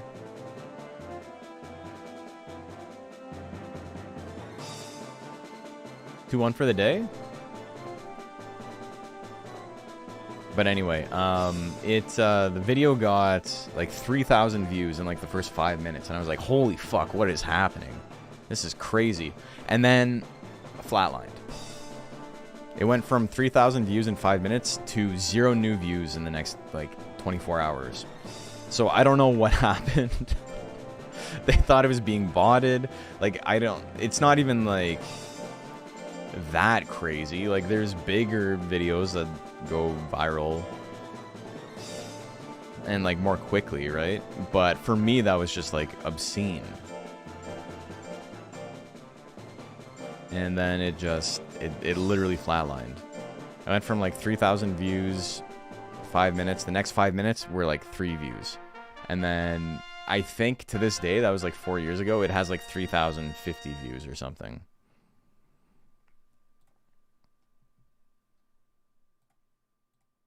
Okay, prediction is live. You're on Crazy Delay, you're always reacting to old stuff? Alright, my bad. Sometimes the algo gives me the smallest YouTubers with the most interesting content. I don't get it. Yeah, we were talking about that the other day too with like social engineering and stuff, right? Where you're more likely to click on a video if it has like a decent amount of views. It doesn't need to have millions, but like if a video has like less than 100 views, most people are not going to click on it, no matter how good it is. And so there's like a weird damned if you do, damned if you don't type of like, or I guess catch-22 is more what I'm talking about, where it's just like you can't get views because people don't want to watch the thing because it has no views, right? 74% on Tears and Rain. But my friend saw this video the other day that was recommended to him. It had 1 view. And it said, day 14 of becoming the GOAT on YouTube. And it was like a 40-minute video. And he's like, I gotta watch this just to see what this is. Why was this 1 view video given to me? And then it turned out it was pretty funny.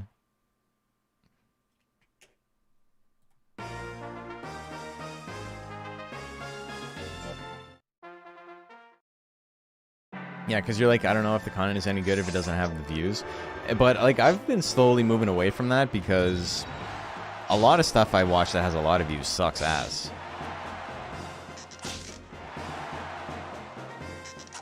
I think Pokemon Pokemon videos are definitely like the cream has rise to the top in the Pokemon scene for the most part. All the low view count vids I get recommended are like VODs. Yeah, that's why I try not to. I try to like edit stuff if I think the VOD was good, because most people don't want to watch like a 4-hour VOD. I still have like the intro in like 90% of the VODs. I'm really enjoying the conversations, but I am so lost on like what's going on in these matches. I don't know if that's a 1-0. If Tears and Rain just wins the next one, please, then I know Tears and Rain won. Power, it can do it. Power water gun? Alright, it did it. Alright, save me. Tears and Rain wins. 2-1? 3-1 now? I don't know what's going on. Alright, whatever. Tears and Rain wins. All the vids right now, they're like, shiny hunt this Pokemon, you should encounter it a lot. That's crazy. The, like, making guide stuff is, you need something interesting. It sucks that, like, it's still kind of frustrating to me that my best Monster Rancher video is the how to unlock all the monsters thing. Because that's the thing I made specifically because I knew it was going to do well, and I hated making it. I grinded out the entire video in, like, 6 hours, like, start to finish, including like the voiceover. It's over 100,000 views now. But also, no disrespect to me, but I would rather just look it up on a website. Why am I watching a video to see how to unlock shit?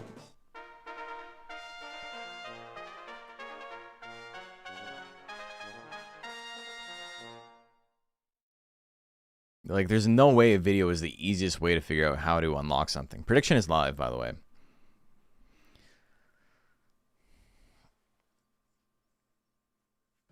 All guides should be black text on white.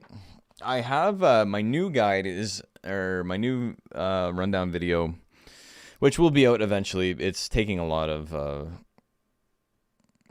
time, but I think it's gonna be really good. Is a combining guide for Monster Rancher 2. And it's not just like, oh, here's how you do it. There's like a lot that goes into combination in Monster Rancher 2. And also I talk about it like as a mechanic and like how it has propagated into other games over time. And like, here are some other examples of games that have like thought it was a good enough mechanic to steal.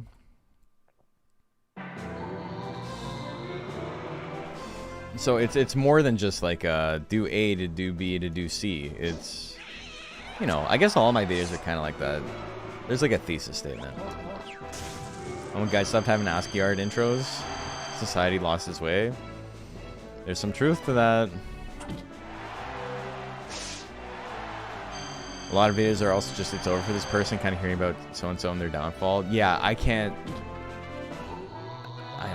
stand that shit, man. Like, I almost cut a part out of my last VOD just because I mentioned, what's his name, Pirate Software, and not even in like a super negative way. I think it was in the context of like hardcore characters and how like there's a whole thing where he like kind of wimped out of a fight and his whole squad got like killed because he didn't want to lose a hardcore character, and how I will like, I won't Leroy Jenkins it, but I have no fear playing a hardcore character. I don't give a shit. I'll go in there. If I die, what happens? Okay, I'll make a new character. And so I just thought that was funny.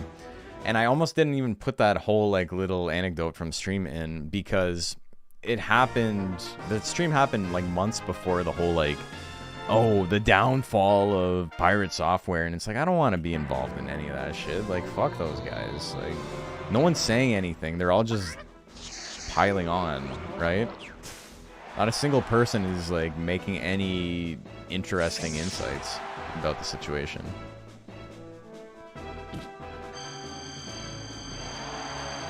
I think a quick and simple video guide to unlock something. The moment I hear something like "What's up, gamers?" I'm out. Yeah, I feel that.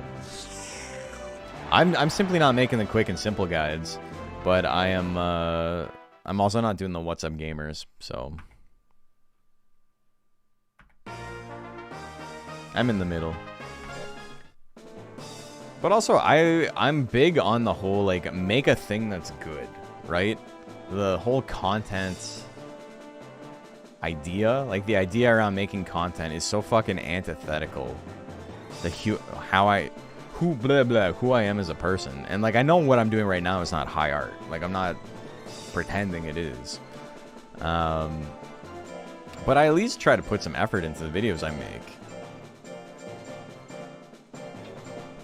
It's not just like baked in like default motion graphics that I like downloaded from a website.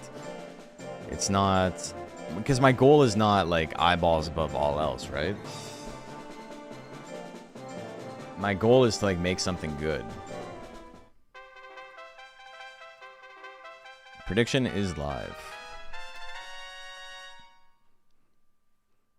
Been for unlocking all the monsters nice because I was able to watch it while cooking or doing other things. Yeah, like I mean I don't think I did a bad job.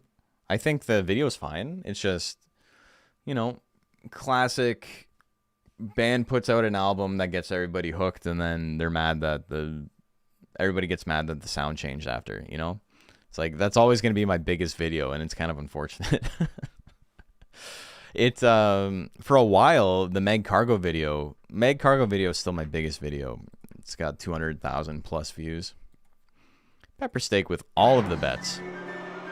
But it doesn't get like any views anymore. It gets like 15 views a day, maybe. Whereas the how to unlock everything video gets like 100 views a day. Yeah, I made a video on a team that was super, super dominant in Gen 5 PU in competitive play. And it revolved around Meg Cargo. And how just the story of that scene and it's just like how the scene was very insular and the story of Meg Cargo becoming good indirectly almost like ruining the entire community. Because it's a fun story. No offense, but could you be scared of failing if you go 100 into trying to grow the channel? I literally don't have enough time. It's not a worry about failing. It's a worry about I only have so many hours on this planet.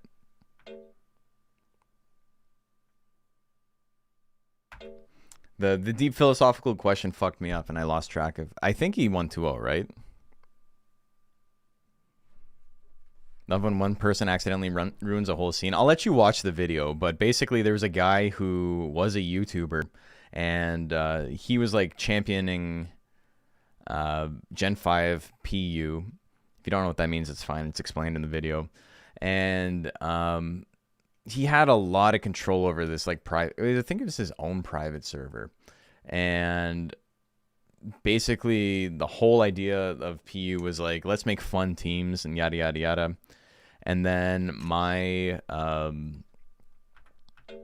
stupid Meg Cargo team started doing so well and it was so dominant that they're like, people started getting mad and like, they started calling me tryhard for using Meg Cargo of all mons. And how it led to infighting and a lot of people's teams got banned because they were winning too much. And it was just, I don't know, it was really funny. I left out a lot of the really, really like insane stats because one, I don't have them on hand and people would like rightfully ask me for proof of the thing I'm saying is true or not.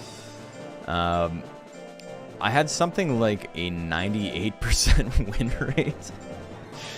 And like at that point, it's not the team is broken. It's like there's a skill difference, right? But like I didn't put any of that in the video because people were going to be like, yeah, okay, prove it. And so I tried really hard to like craft this narrative around like the ideas and like, you know, what was happening at the time without being like, also I was like super fucking dominant, because it didn't, I don't think it played into the story very well. I think it made me seem like I made the video just to brag.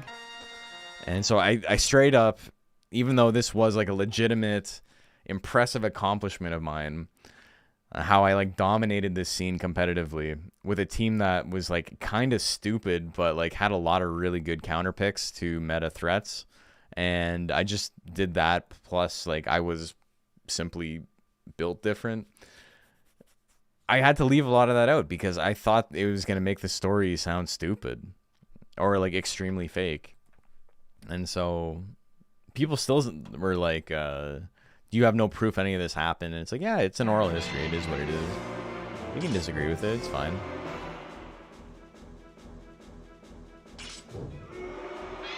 You can look at a thumbnail and go, Moose Bones uploaded is a pretty good indicator. Yeah. Yeah, no, I've got the are you afraid of failing? I've got the are you afraid of succeeding, which is a way more obnoxious question than are you afraid of failing. It's definitely not an afraid, like a fear of failure. I know what that feels like. I've definitely been that way before.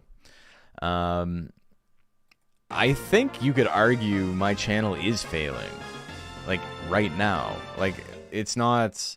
I'm not seeing significant growth. It's pretty stagnant. And stagnation on YouTube is like basically equivalent to losing because people don't unsubscribe, right?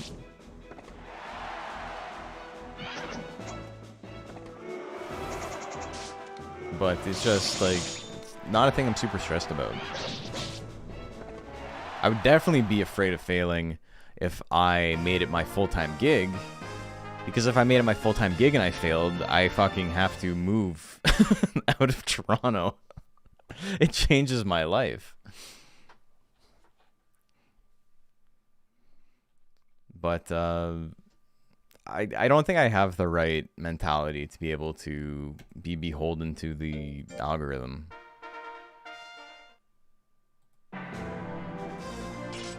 Just claim I invented Gen 5 OU baton pass next? Yeah, that was me. Alright, Hannah Warrior, gonna take that. Appreciate you seeing the upload regardless of how your channel is doing. Yeah, and I think it's the same as like anything else, right? This is like a small business. I have an employee. I have someone who edits some of my videos for me because I straight up don't have enough time. Or I get to a point where I'm like, I don't want to work on this. I want to do other stuff. I want to go to the gym so I can, like, you know, train more for the fight I have coming up or whatever. And it's like, I don't want to spend the next 3 hours working on a video. And so I have someone who helps out. I make a very modest amount of money from it, but it's enough. It basically covers my rent. So my day job is mostly like food and going out and savings. So it's not nothing. It's just a nice little hobby business I've got going.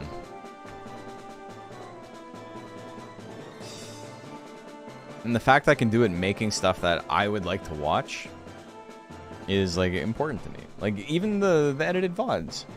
Even the edited VODs, I listen to the conversations and like I laugh at them. Like I had a good time having that conversation, and watching it back I found it funny or whatever. So it's like, you know, if I think it's good, other people will think it's good. What's my day job again? I'm an audiovisual technician. So I do lights and sound for corporate events and like big concerts. The scale of my job changes pretty drastically depending on the project I'm working on. A lot of the times I go into a banquet hall and I flip on a couple of switches and then I sit there on my phone for 4 hours and then I go home. Other times I'm like leading a crew doing like a gigantic like $200,000 production, like setting up sound and lights, and like it could be anything. There's a lot of stuff going on. Actually surprised it covers that much. I did assume a creator split was absolutely tiny. Yeah. Here, I'm going to be real with you. Let's look at it right now. How much money did I make in the last 30 days rolling on YouTube alone? On YouTube alone, I made about $400 Canadian. So about like 250 USD. That's YouTube. Patreon's another 150. Twitch is a little bit more than YouTube. So that's like about like 700 USD. It's about what I made this month doing what I do across all 3 platforms.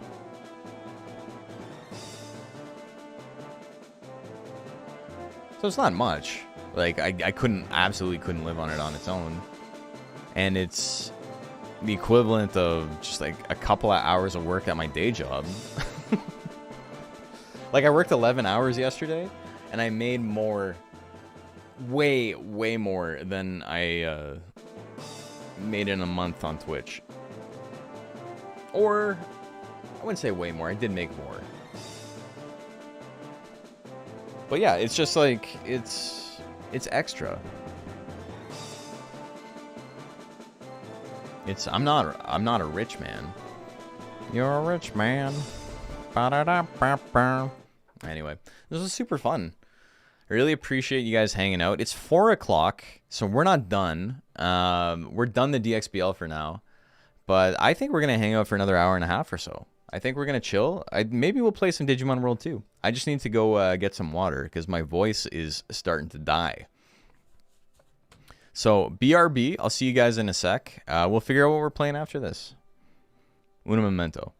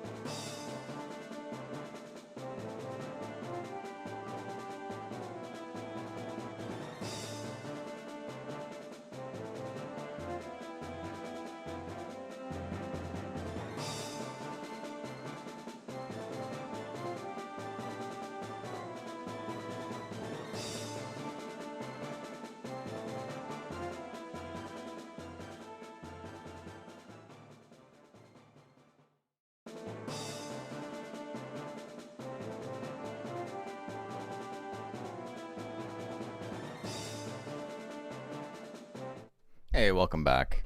So, I decided to make some tea, so I'm waiting for that to boil. I will have to run back down to get it in a second. But we did a fun tournament stream. Let me read off the scores because we didn't actually do that. Oops. Un momento. Okay, so Love Train and Lump of Coal, 3-0. Pretty sick. Misfortune, Ginger Snaps, For Real, Pepper Steak, Tears and Rain, Tiny Baby Man, Hannah Warrior, Sierra Mistake, Kavinsky, all with a 2-1. I don't know why my brain short-circuited there. We got Finesta, Wojciechowski, Billy, Stylish, Marzia, O'Malley, Buzz Slappin with a 1 and 2. And then we got Rattlebox, Puppy, and Crunchberry. Wait, we got buys? Why did we have buys? Oh, there's tiebreaker. There's no buys.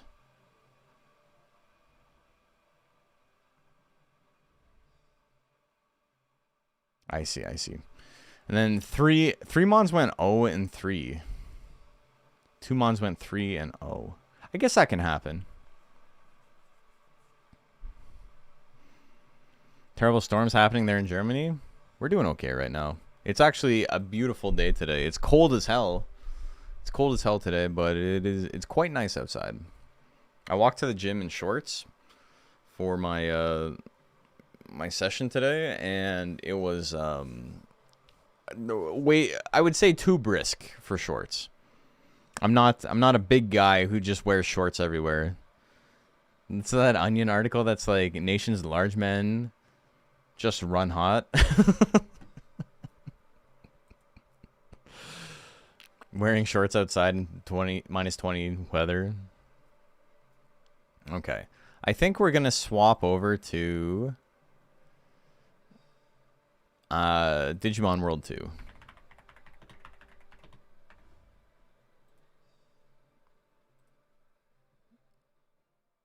Let me edit my stream info.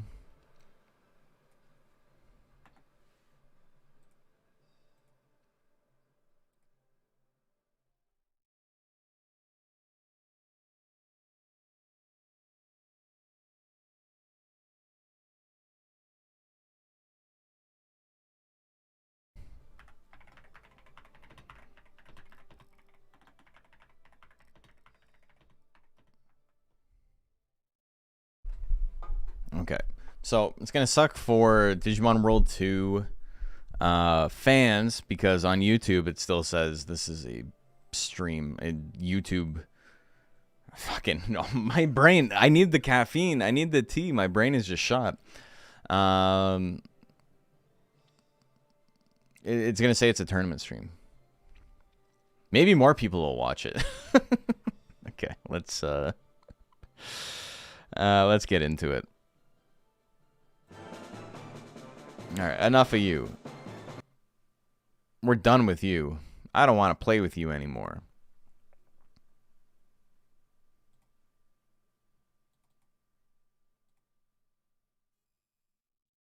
So the game cannot load state for Digimon World 2 for whatever reason.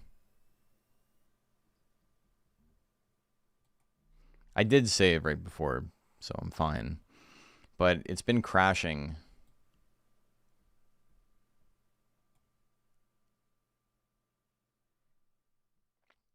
No, Dock Station, you don't want to open it at all? Okay, there you go. Oh, what? Alright, we're in it. It doesn't matter. Okay, BRB, I gotta go get some tea. Also, let's take a look at my team. My team right now is Edelgreymon, Metal Spunky, and Wizardmon. And Tortamon, the Gomamon, the Tortamon. We're just like leveling stuff up right now. Okay, one sec. I'll see you guys. I'm just going to leave it like this.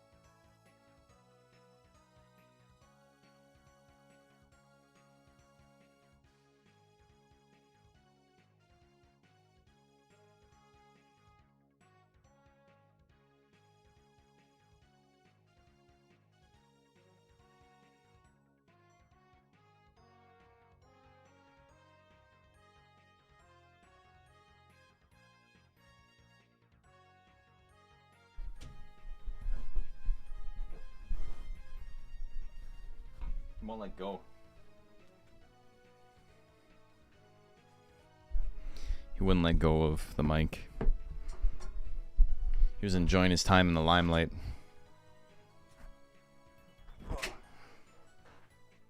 Okay. Enemies in the Monster Rancher plushie? You could have one too if you want. You just need to pay someone hundreds of dollars to custom make it for you. He saw his moment and he took it? Yeah. Alright, so on the server, we've got a bunch of stuff that's like max level right now to combine. So I've been doing a tiny bit of grinding. See multiple Metal Greymons? What is this? So if you don't finish the domain you get Metal Greymon in, you can go catch him again. So we caught him 3 times before I got bored.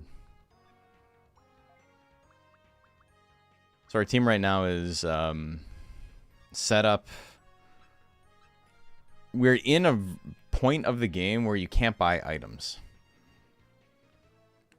So we keep... I've done this dungeon like 3 times now, and I just keep dying to like some like random thing.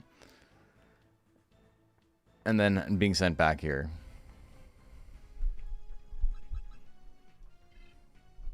I did some stuff off stream, don't worry about it.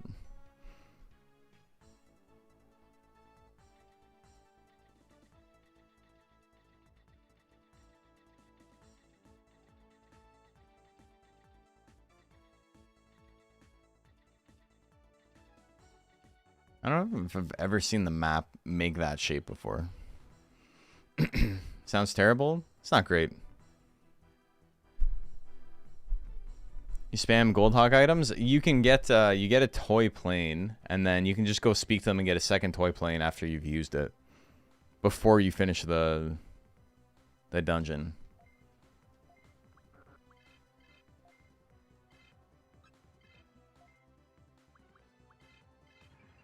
It's like a mystery dungeon kind of game. It's a dungeon crawler kind of game.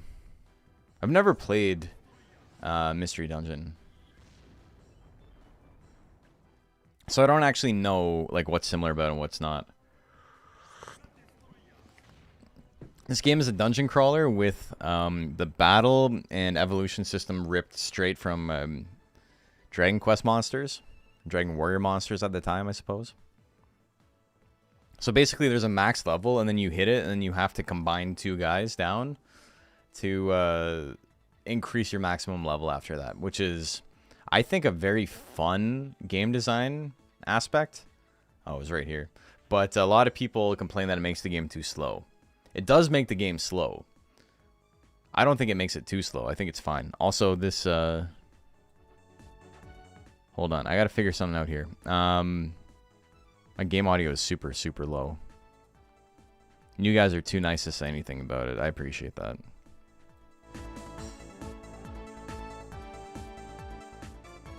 There we go. Pretty sure it is a mystery dungeon-like game. Plus sometimes it's badass to have 2 of the same. Right now, all we're doing with the 2 Greymons is, the idea is, because they are a way higher level than anything else we can get right now, they're gonna cap off pretty quickly. Like, their stats are not very high. They're high for where we are in the game, but they are very low for an ultimate level Digimon. So the idea here is just to like crank up their level as much as I can before I get bored of raising them. So when I do combine them down with something else, it like increases, it like adds to their maximum cap. Because basically the way this works is, when you combine 2 guys, it is the cap of the first monster. It's like Monster Rancher, where the order matters for the combination. So like the first parent, they uses their level as the baseline. And then the second monster, the second Digimon, it takes their level divided by 5 and then adds that many levels to the cap. So right now, all of my champions can only hit level 13. The ultimate can hit level 27, I think. And then you get a Mega at 31. So, as it stands right now, most of my stuff, most of my champions are maxed out. And we're just going to be combining it with a higher level Metal Greymon, at least to level 25. So then I can get 5 additional levels added to one of the base guys, you know? There's also, if I level one of them up to level 37, or 27, which I think is max, I can combine it with one that's just base at level 21. And then what that does is it allows me to combine those 2 Metal Greymons together to get an Agumon that can be leveled up to level 31, and at level 31, that's the Digivolution into War Greymon. Monster Rancher 2 Nuzlocke still ongoing, or is it already finished and just waiting to be uploaded? Just finished and waiting to be uploaded. Ever watched Wayne's Boss videos on each of the Digimon games? No, I don't know who that is.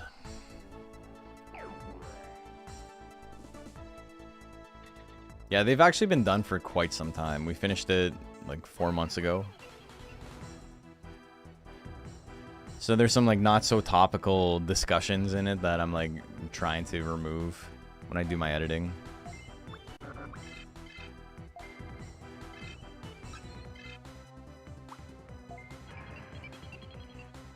We'll get there though. There's also rock, paper, scissors between data, vaccine, and virus types when you DNA. Right, but I don't remember how that comes into play. It's what they choose to digivolve into, right? Like if you do like a vaccine and a virus, it goes into a vaccine. If you virus and DNA, it goes into a virus. They're virus and data, sorry, not DNA. I think it just chooses the baby, right?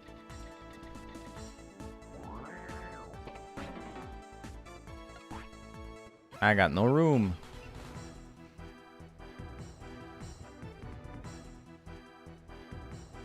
I like that I choose the baby. Okay, cool.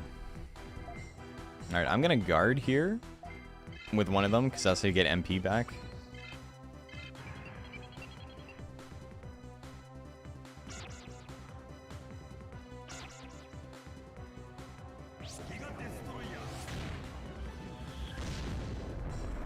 Play this game like every few years with new ROM hacks and alternative or something like that. And you're right, even with 8 times speed, it's slow AF to grind. Yeah, it's quite slow. I think it's a good game though.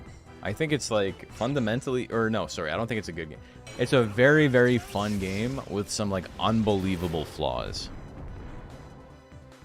Like just kind of like phenomenal how bad some of the decisions were. But like, I think the game itself is really fun. We were talking about remakes and stuff earlier. I think this is a game that could probably benefit from a remake. There's a lot of stuff you could do to make it run smoother. Like both literally and also, you know, have it be more enjoyable to like a casual playing experience. But like, I think the actual gameplay itself is like pretty solid. No, I caught the Metal Greymon. Yeah, I haven't raced either.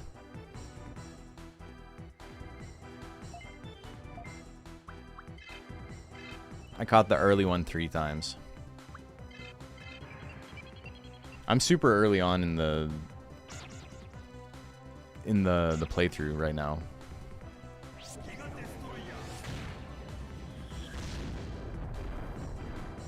We'll go get Mega Dramon too.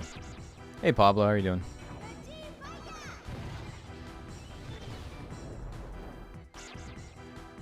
Attack missed. Damn counterattacks.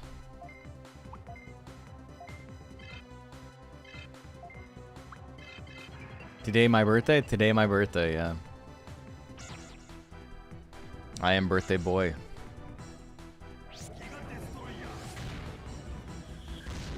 The voice acting in this is so sick. How come Pokemon can't have voice acting, but this game does?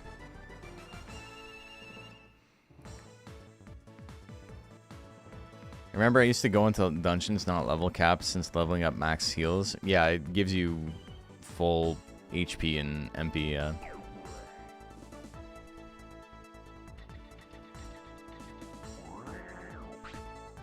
Yeah, fuck it, let's go. Mech Fix? Mech Fix might be okay. Game Freak is indie dev. It's kind of funny because they are, I don't need this shit.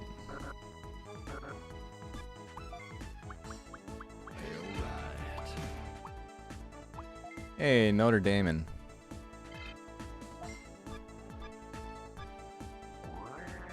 I'm fine with games that don't like have great graphics or whatever, right? And I think a lot of people fall into the trap of expecting Pokemon to be like the one franchise that like their expectations, they're willing to have devs like crunch and like just work like a shit ton and like as hard as possible to make something in a small dev cycle, right? It's the only franchise where people like kind of forget their whole like, I want uglier games, like the smaller games with worse graphics, like type of vibe. I think Pokemon's the one franchise they forget that that's like a thing that they ostensibly believe in for. I don't think they're necessarily wrong. I think it's just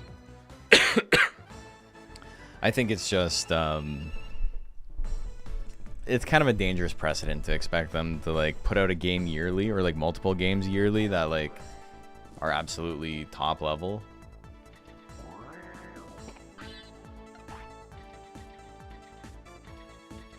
Their games are what makes the most money anyway. No. That's the thing, is there is such like an insane level of cost analysis going on with the Pokemon franchise. Like people, I don't think they like realize that like they don't see these games as art. They don't care if the game like looks good, right? The idea is to maximize profit. That's the idea.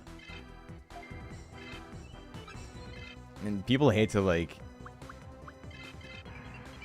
interact with that idea in a natural way, right? People expect yearly games? I don't know. That's what they're getting, though. I'm also not saying this in defense of the company. I think the company's vile. I don't think I've agreed with the decision the Pokemon company's made in, Christ, I don't know. I don't get a say. So, you know, me thinking it's stupid is certainly not important. But it's baffling to me.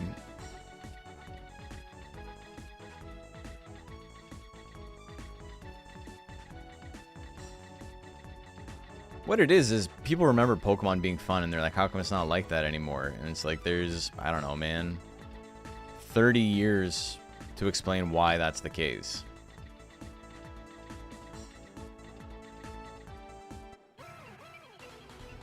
Pokemon is just Japanese Disney. Is it though? I thought Nintendo was just Japanese Disney.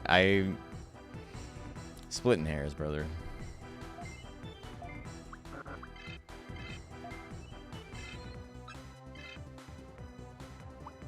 People would probably hate to hear it, but Pokemon adults are the same as Disney adults to me. I could see that.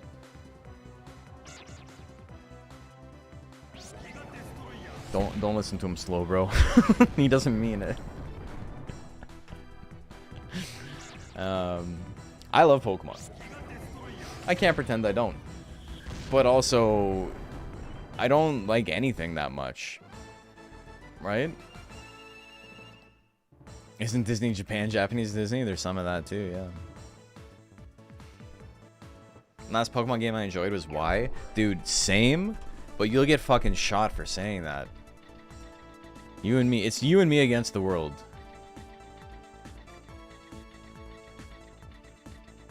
The amount of people who are like, yeah, Y sucked. It was just a kiddie Pokemon game. And it's like, yeah, dude. They all are. I know you've convinced yourself that, like, Gen 5 has... I'm making up a guy. But the guy exists, but I'm making him up. That you've convinced yourself that, like, Gen 5 is, like, peak narrative because it was the first time as a child you, like, interacted with a piece of media that made you think for more than 10 seconds. Well, like, it's always been... This is a game for babies.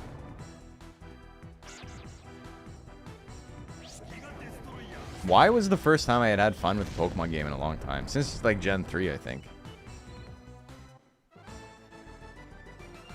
And then since then, it's been, like, Pokemon Snap was sick. I don't really know about anything else. It's being praised as a hidden gem. Fucking words don't mean anything anymore, man. This is what I love about not being online that much, right? Is that, like, I say I'm not online and people are like, well, of course you are. You're a streamer. Like, that's the most online anyone can be. And it's like, I have no idea what discourse is going on. I'm out of the loop. And it's so nice to be out of the loop.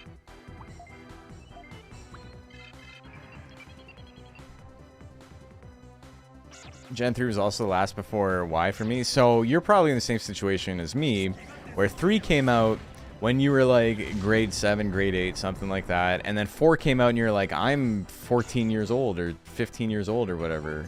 Or 16 years old, whatever it was, 2006? And you're like, I'm too cool for Pokemon. I don't give a shit about any of this. And then Gen 5 came out and you're like, alright, well, I don't have a DS. And then Y came out and it's like, you know, Pokemon's still pretty good. Poke MMO was fun for me. I can play through Gens 1 to 5 in a single game and then do Living Pokedex to finish it off. That's cool.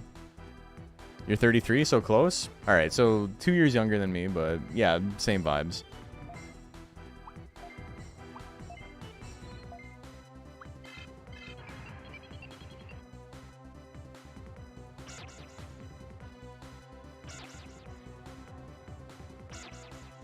But yeah, like 4, I think I was never gonna like 4 because it came out at a time where I was too worried about what other people thought, right? Pokemon peaked on the 64. I think like Stadium is a special game.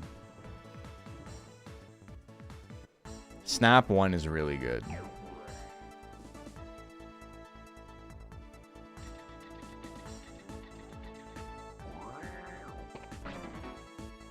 MP Disc 1, well, I can use that.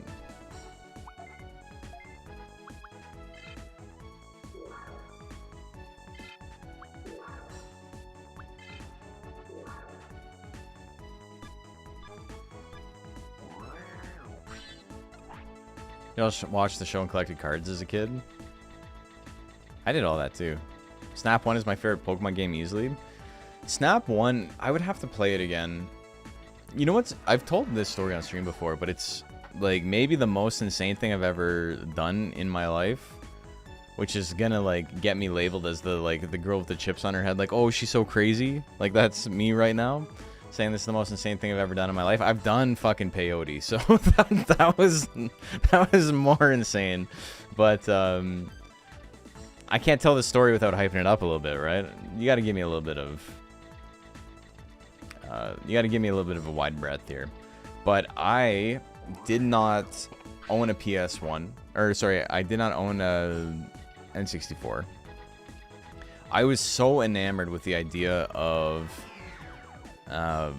Pokemon Snap that I remember buying a Nintendo Power specifically because it was the first one that like mentioned Pokemon Snap in it, and like I wanted to like look up all how to like get everything and this and that. And then I got my mom to buy me the guide for Pokemon Snap. I did not only have the game, I didn't have an N64 at all, so I had the guide to Pokemon Snap and I read it over and over again. To the point where the first time I got to sit down and play through Pokemon Snap, start to finish, I was 21 years old, and I beat the game in like 40 minutes. Because I had internalized how to get everything, how to do all the secrets, how to like take the picture of the Mewtwo in the one room, and like all the Kingler on the beach, and the Dugtrio in the valley, and all that stuff. I remembered all that shit because I spent so much time reading the guide. So I have such a weird relationship with the game. Did I enjoy the 40 minutes? Incredible game. Incredible game. But I beat it so quickly, and I have such a bizarre like relationship with the game that I don't know if I'll ever be able to like truly sit down and rationalize like an objective, or like not objective. Objective isn't the right word, but like a well thought out critique of the game. It's such a kid thing to do. It's like such a 90s kid thing to do specifically, yeah.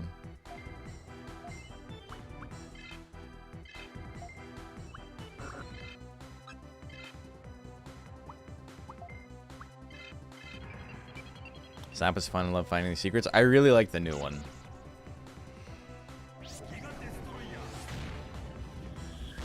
The charm of the first game is not really there in the second game, but I do think it's like the best Pokemon game that's been made in a very, very long time. I think a new Snap is better than any mainline game that's come out in, fuck, I don't know, since Gen 2. It's like how this last generation of kids was like, Undertale is my favorite game. I hope to play it someday. Yeah, exactly. Same vibe. So I guess it isn't just a 90s kids thing to do. We're not so different, you and I.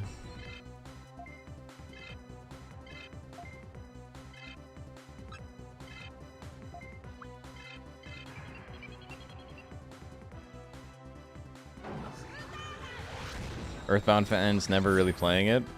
Earthbound specifically is like a hard game to play if you don't know much about emulation, right? Kids are back to playing games and we love to hear it. Closest thing to that for me is when I got Guild Wars for Christmas, but our computer couldn't run it, so I spent months devouring the manual. Yeah, I've been there.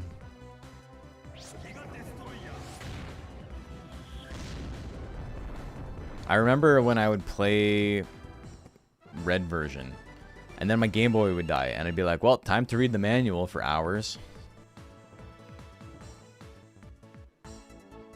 It's kind of crazy how, like, Pokemon really did something special, right? People, especially, like, adults at the time, would love to be like, oh, it's a fad, and, like, it's just, like, rampant consumerism, but, like, rampant consumerism's not making me read the manual when I'm bored. There's something there.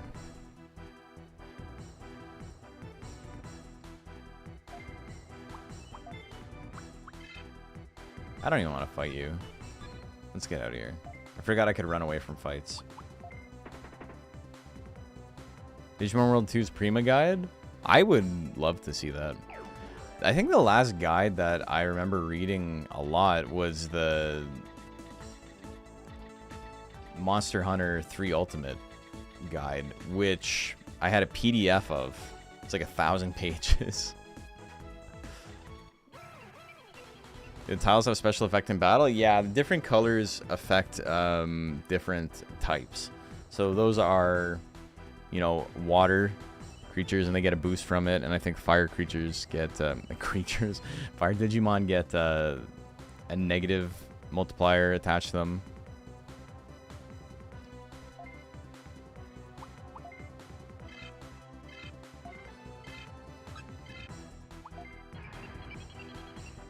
Nintendo Power Guides to games I didn't own were the best. I remember reading the guide to, I think it's in the same one, where it was, I think it was Pokemon Snap, and then what were the other big games? It might have been Episode 1 Pod Racer. Might have been in the same issue. And then, I remember there is a guide for the Conquer Game Boy Color game, which I also, like, know all the tips and tricks for despite never playing it, but I probably will never play that one. Impossible Creatures Guide? No. It's an actual book? That's crazy. So, like, no pictures? Hey, Oasis, thank you, man. Appreciate that. Old guides used to be like that, but Impossible Creatures was not from that era. What's Impossible Creatures? It's an RTS where you combine animals to, like, make your units. You're basically a mad scientist, and you're like, I want an army of gorillas. I have, like, the gorilla DNA. I can take the gorilla body and put, like, a swordfish head on it. And then that, you know, it has gorilla strength and gorilla HP and, like, swordfish damage or, like, whatever, right? They can combine all their shit. It's sick. Very fun game. Also, I'm not paying attention to my energy. What am I at? 400? Okay, we're fine.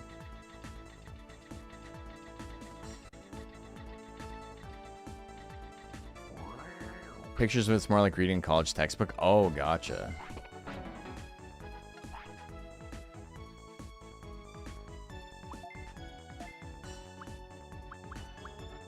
I don't need another EP pack. Yeah, that'd be sick. I'd love to see what it looks like.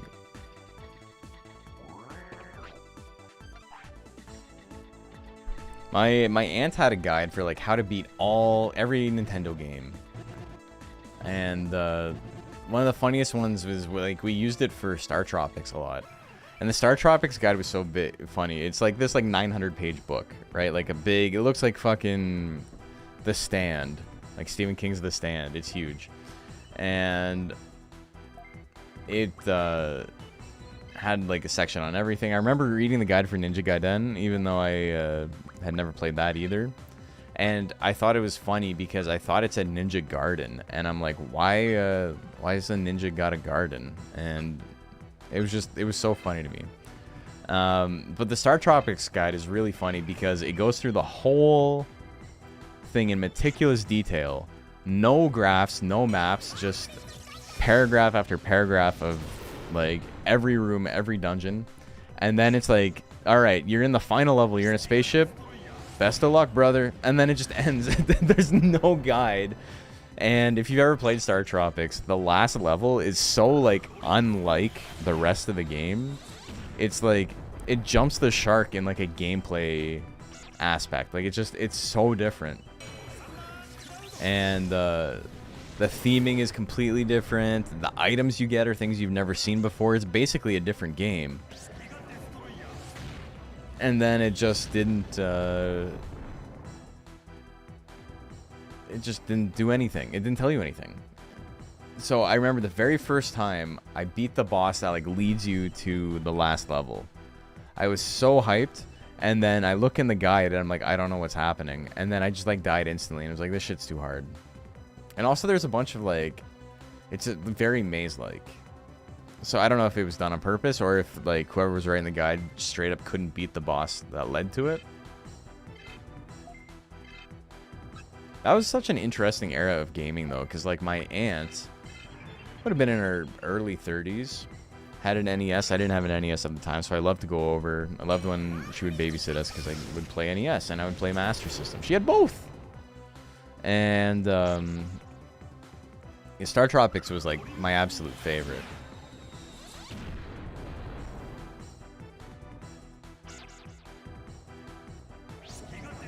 And then there's the end of Star Tropics when you need the instruction manual. Well, that's earlier on, but yeah, you need to dip the instruction manual in water to get a special code.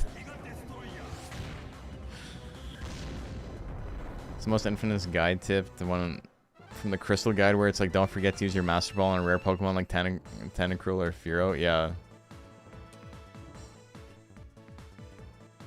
Yeah, dude, Star Tropics is like maybe a perfect platformer. It's not really a platformer. I guess you can call it a dungeon crawler, but it doesn't... I don't know what it is. It's action RPG. It's its own thing. Time to go play it in 75 FPS. I don't have a record or anything, but I have... Let me take a look at the speedrun right now.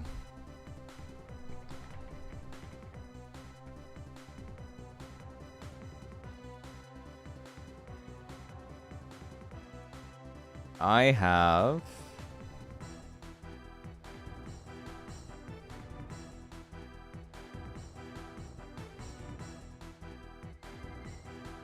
Where'd it go?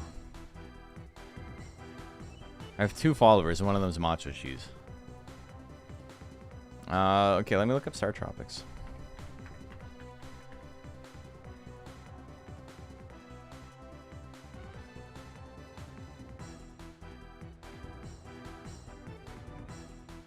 Dungeon.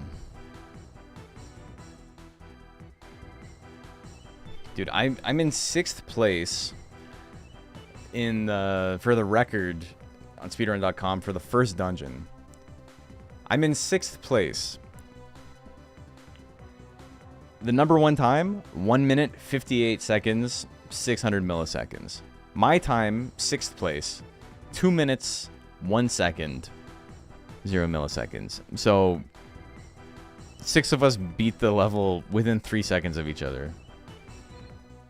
It's 29 people in the first dungeon. Then I got 3rd place in the 2nd dungeon. I don't think I tried the third one. Yeah. I think a couple of these are like timed incorrectly because like you can't get like that score, or like the time doesn't make sense if you were to look at the like frame by frame. Sure, there's tricks. It's just I do it the exact same way. It's just it's very, very hard mechanically. Very difficult game. Want to remove the bracket pinned? I could do that.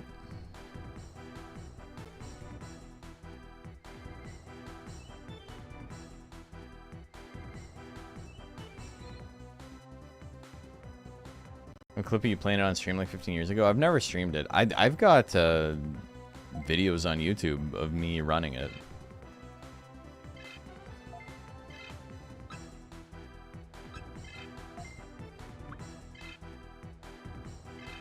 Went to speedruns of practice or Sonic R and the grilled cheese speedrun in Sims 4. I remember that, yeah. Sign that spins to give me a -1. You lost life, brother. Yeah, sign takes away your lives, yeah. I can give you between, I can give you -1, +1, or +2.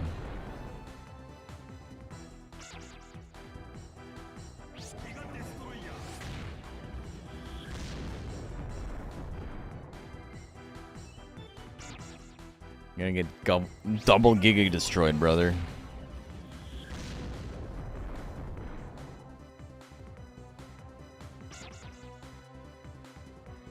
Get his ass. Thunderball.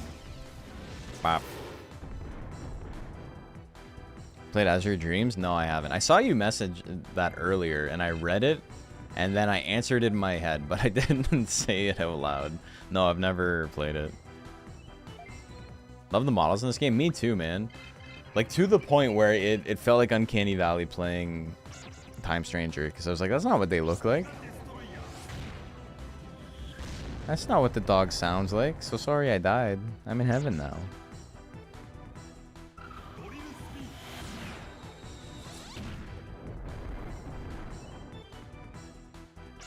Is it the same as in Digimon World 1? I feel like Digimon World 1 used similar, but they got updated a little bit. And then this game and Digital Card Battle used the same.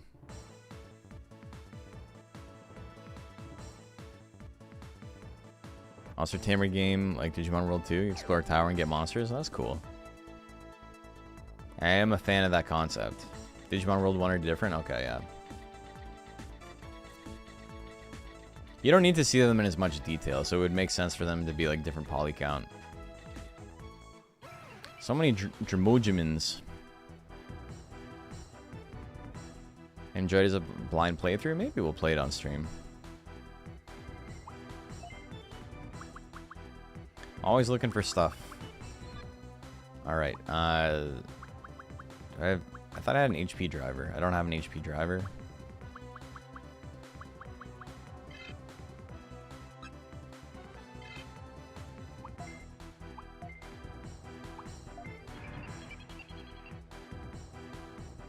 I'm getting beat up a little bit. Shoot our gun.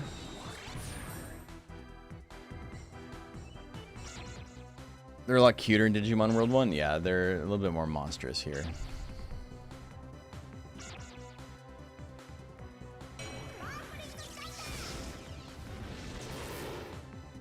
Alright, I have type disadvantage.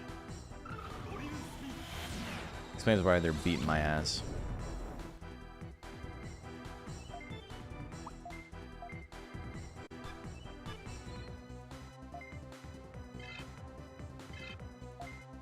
Alright, let's take out Elecmon at least.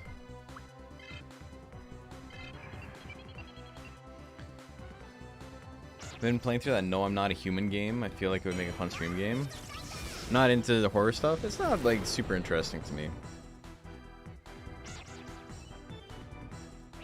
These Metal Greymons parry all their shit. Oh my god, I forgot I could be doing that. I forgot I had another attack. It's so expensive though.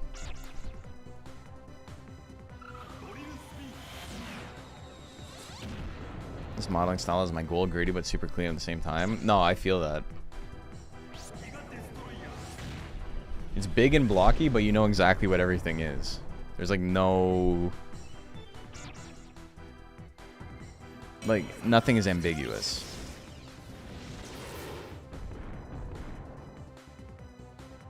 Oh, they just put up their arms when they get hit? Oh, they were guarding before. But he's got another attack. That straight up makes their attack do, like, no damage.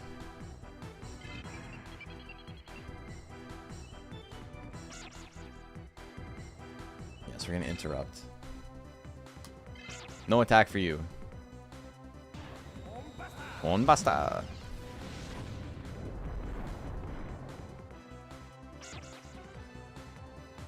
But yeah, Dave, in my modeling, like when I was like working on it a little bit more, this was like type of vibes I was aiming for too. This is maybe even like more complicated than what I was working on.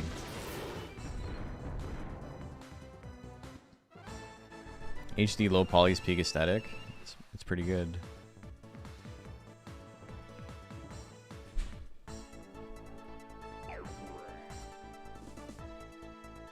Alright, we got the level up.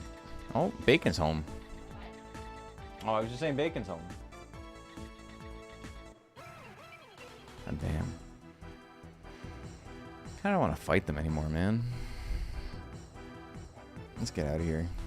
Can I run away? I don't know if I'm going to be able to beat the boss with what I got. We're very close, though.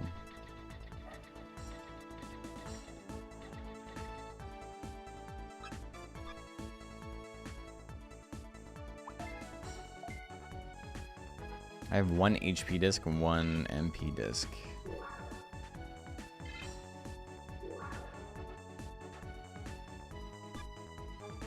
Okay, let's take a look at my Digimon. I need 300. Yeah, we're not gonna be able to beat it. I'm gonna have to back out.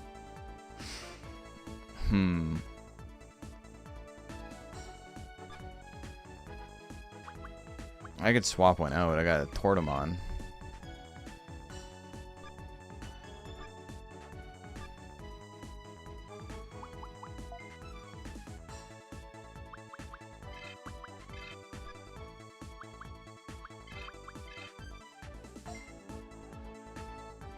Okay. Watch the video on making a model and animating. Crocodile seems just powerful enough to do what I need to do, so I'll be trying out for real tonight. Yeah, it's very, very easy to learn, which I think, you know, if you have...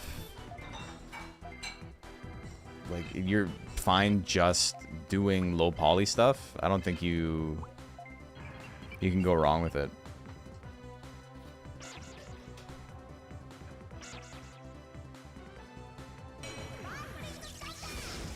I don't want to fight them anymore. Sorry, this is Digimon World 2. Yeah, my bad. Portomon. Get him with the fishies. Marching fishies. Okay, he sucks, man. Holy.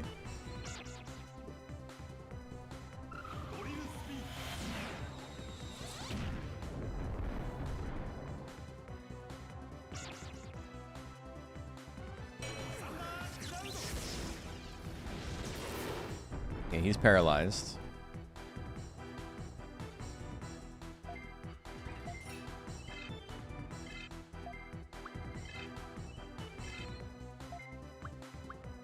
We're gonna Hornbuster. We're gonna interrupt. I'm about to buy Digimon World Next Order for PS4. I've been missing the OG Digimon World 1. I've never watched, I've never played Next Order. I'm kind of okay not playing it though. Used to watch your Monster Rancher videos, and I've seen you play Digimon, covering the classics. Hell yeah. We had a Digimon, or a Monster Rancher tournament earlier today. And we're still doing the Monster Rancher stuff.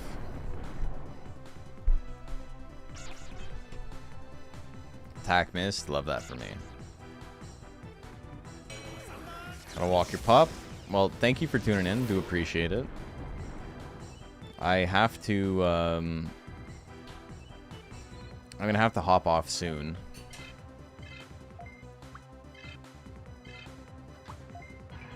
But I've been enjoying this. Off topic, but the reveal cycle for the last Airbender MTG set starts tomorrow and you're excited?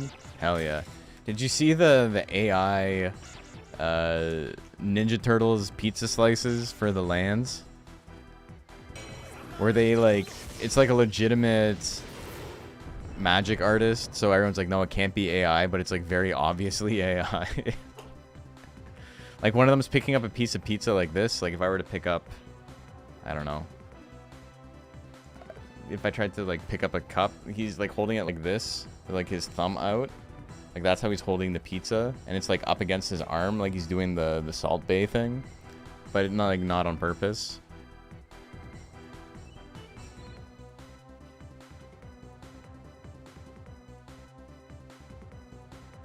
Unfortunately, I saw it on Facebook for whatever reason. I don't know why I was on Facebook, but just the arguments of like, it can't be AI. That's a real artist.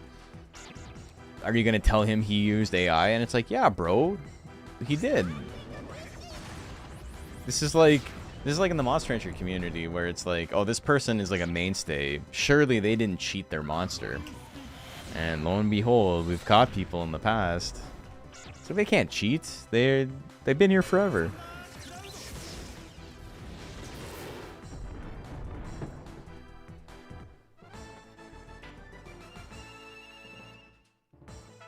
It just looks so shitty, man. Hey, Raiden. We're getting a raid. How's everyone doing? I'm Moose Bones. We're playing some Digimon World 2. I mostly stream Monster Rancher stuff if you're into Monster Rancher. Most people who know Digimon know Monster Rancher unless they were born like 15 years ago, in which case it's totally understandable that they don't know what the game is, but thank you. Appreciate the raid. How did your stream go?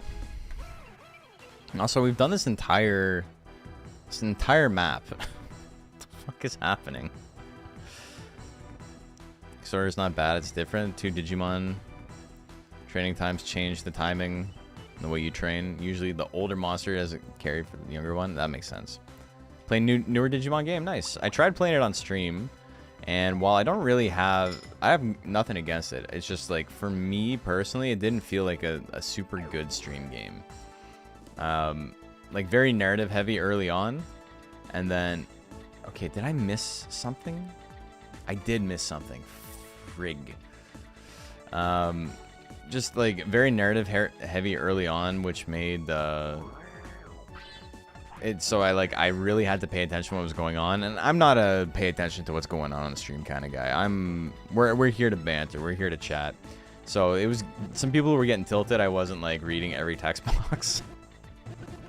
And I'm like, this is probably a game that I'll just like enjoy on my own afterwards, you know? I've been liking it. I think it's okay. More dialogue makes keeping up with chat harder. You need to, like, it's one or the other, right? Like, you need to just be willing to sacrifice one of the things. Alright, what's my team looking like? Play League so I've actually had less tilted people. Yeah, I can, I don't know why anyone does that to themselves, man.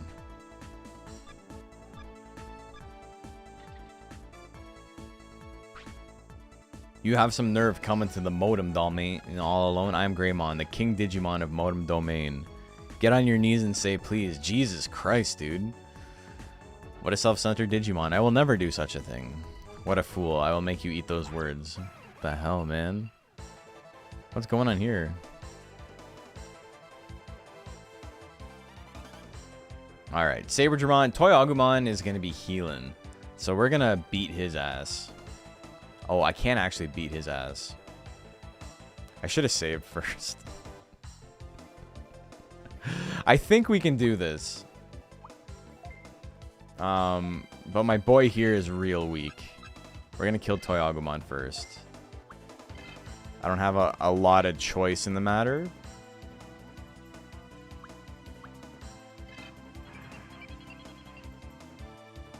Have a good one. Thanks for the raid. Appreciate it. Yes. Let's interrupt. I this game so much, even if I know it's not the best Digimon game. Hey, Fave, thank you. Just have so much appreciation for it. We've been talking about it lately. It's a bad game that is very fun. And that's cool. You're allowed to have bad games that are fun, you know? Marching fishies. Saber Dramon, what are you gonna do? The Saber Dramon hit everybody. Yeah, I remembered.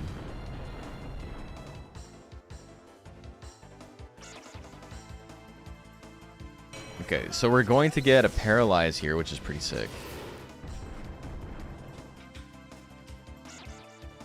Don't heal. Okay, no healing. Smell Greymon, he's so weak. I remember he hyped getting when he was a kid. Yeah, we actually have 3. We abuse the thing where you can get multiple like early on. So we have 3, and then we're gonna be like abusing combination with them later.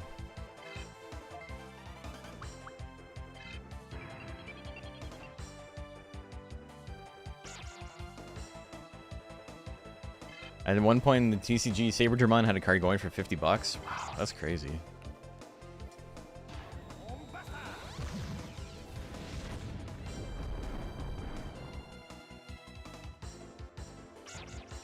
Okay, attack missed? What the hell? You can miss after that? That's so embarrassing. Marching fishies. Paralysis cured, excuse me. Alright, well, you're gonna get paralyzed again. You should stop doing that.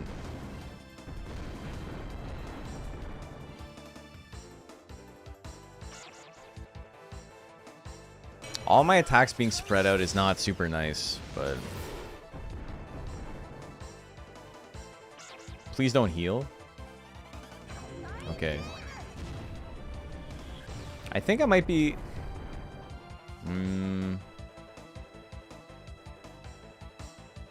Saber Dramon dies in the next one, so I'm not worried about that.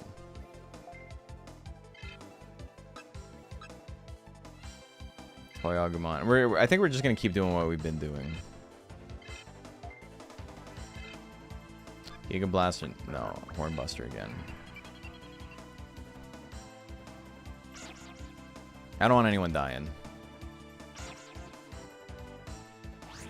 Box Topper promo that came with the set and you needed it for the new best deck coming out with that set. Oh my god.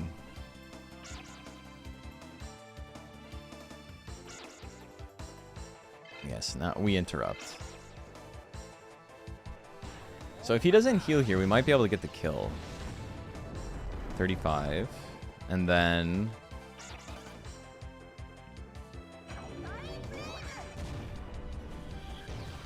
Okay, that's fine.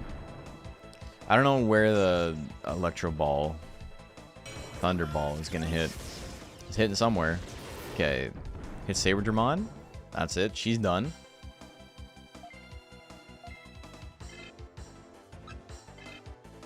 Alright. And now we go hard.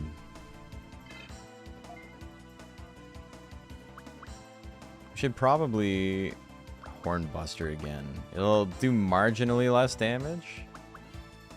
But now that we can focus him down, it's okay.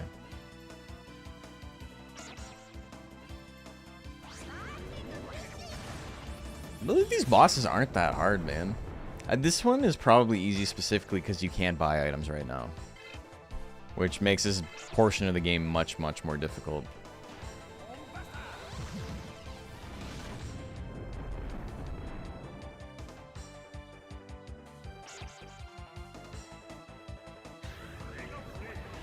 Giga Flame. That's Pixie's attack. What are you doing?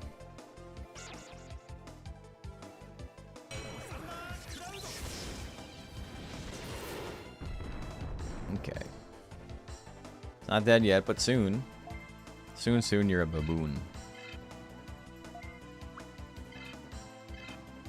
And we guard here. And then we win. GG's. That was fun. A good dungeon. Before my birthday dinner. Counterattacks like Wizardmon use only remove MP if they're triggered. So counterattack always goes. It's just it goes last if nothing triggers it.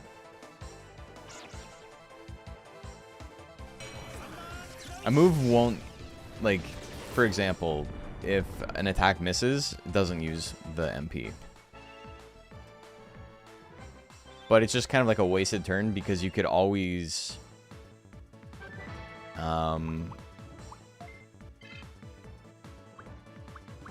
what do you call it? You could always just guard instead, which increases your MP and, you know, cuts damage you would take in half. So there is a trade-off. If I have free 20 hours one day, I should speedrun this game? Yeah.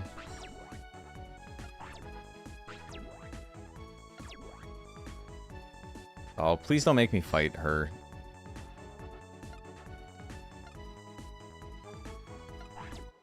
I fucking forgot about that.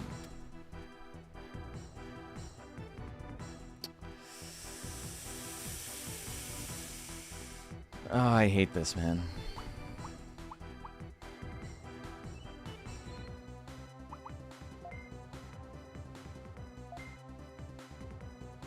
Alright.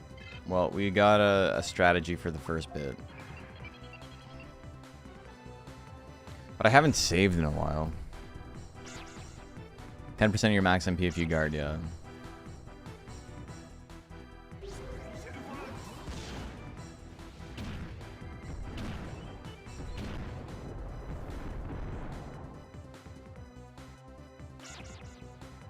And now he's paralyzed. That's good.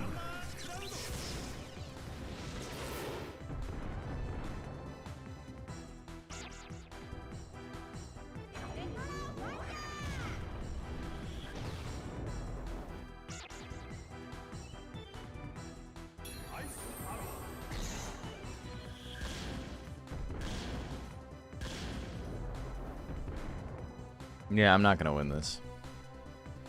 I can't make this happen.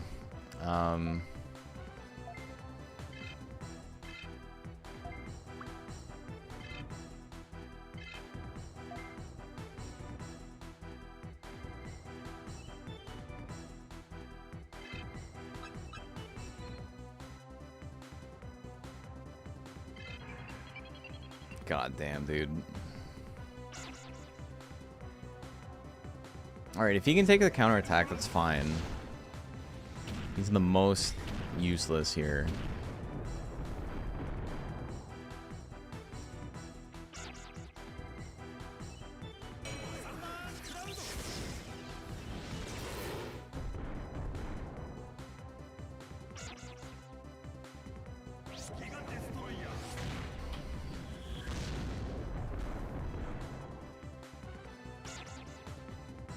Assist. Zip boom? Doesn't that just raise speed?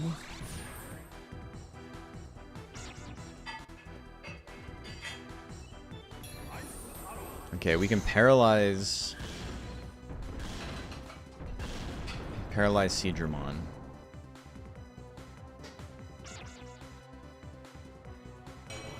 If I can just make it through this, I'll be super happy, but it's not looking great, folks. Okay,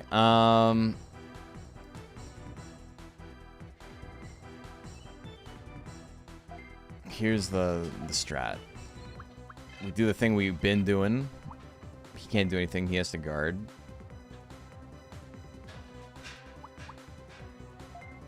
And you, Hornbuster on Akatorimon. Happy birthday, thank you.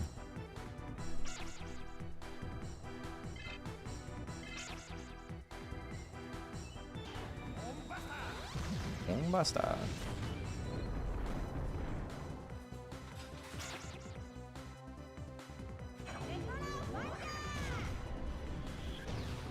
Five damage. He's still in there. Attack missed. Okay. Not the end of the world. Attack missed. Okay.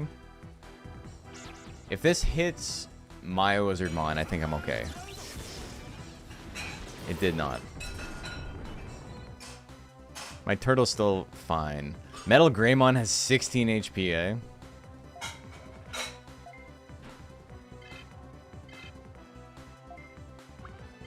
Alright. We'll do what we can. Oh my god, man. I've got a guard with Metal Greymon twice in a row. Okay, Zip Boom again is fine. You're already the fastest guy here, man. Paralysis cured.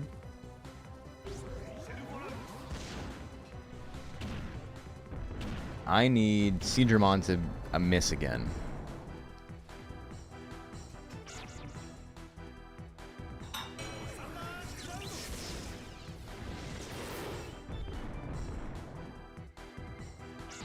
Okay. We're in there. Who do you attack? Please get Akatorimon. Please get Akatorimon. Wizardmon's fine, I guess.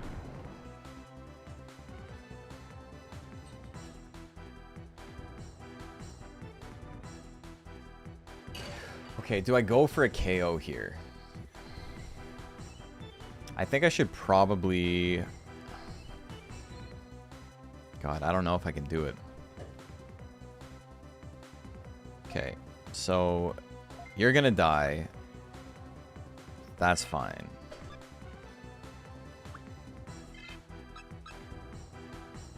Let me take out Akatorimon.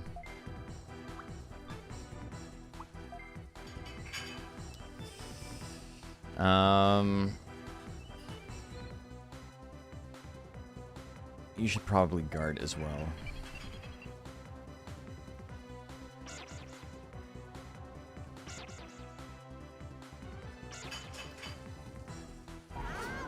Don't attack Tortmon. Oh, okay, Zipmoon. Thanks. Thanks, Heart. Attack missed. Okay, not good for me. Attack missed. Alright, a whole lot of nothing happening. Yeah, it's Edelgreymon, yeah. Attack. Okay, perfect. We're still in there.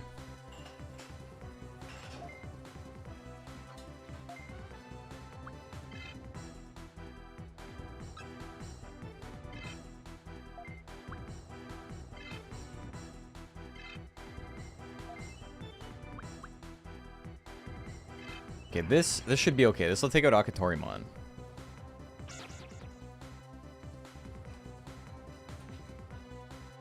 No, I don't want to interrupt this. Okay, him doing it there, it kind of sucks. Attack missed. Attack missed.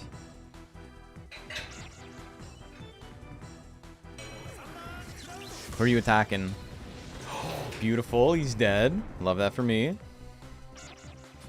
I can interrupt this. This counterattack? How is this gonna work? Is he going to focus Greymon now? He's not gonna do any damage.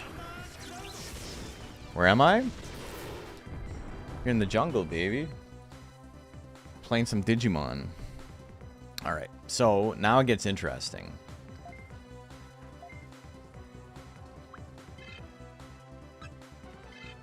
Seedramon. Oh, I can use my fun move now. I can use Necro Magic, which gives me MP based on guys who are dead. And then he's got a guard again. I get so handsome. Damn. I transmorphed from the old streamer. My name is Moose Bones. I play mostly Monster Rancher stuff, lots of retro things. Today we're playing some Digimon World 2. We did, this is an earlier stream than I normally do, but it's my birthday, so I got plans tonight. We did a Monster Rancher tournament earlier. Damn, that's such bad luck for them and such great luck for me. Thank you, thank you. I love that he's still alive. That's so good for me. Okay. Whoo, we got a shot. He's got 1 HP. I don't have an easy way to take out Wizardmon. This is kind of obnoxious. I'm going to...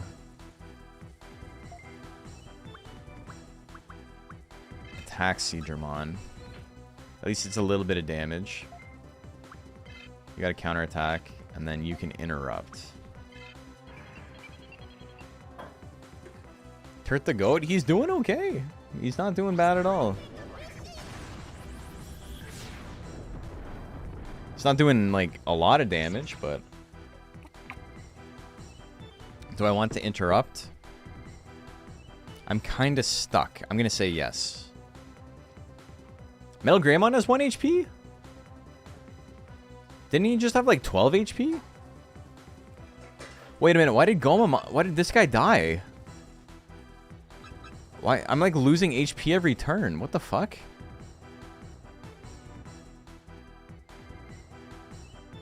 Is this showing me how much HP I'll have left after the attack is over?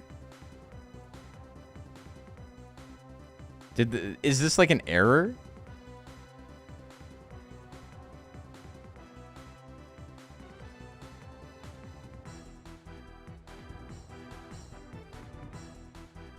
I'm gonna not interrupt. Because like Tortmon's still alive. Now he's dead. Okay, that's exactly what it was doing. Okay, we got a shot. We can make this happen. We just needed to play it perfectly. He's dead. And now, an attack missed? Oh, that's awful. Okay,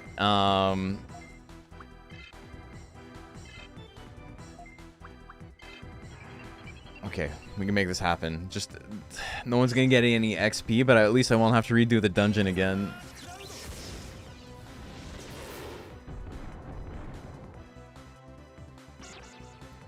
It's only gonna be Greymon that gets anything.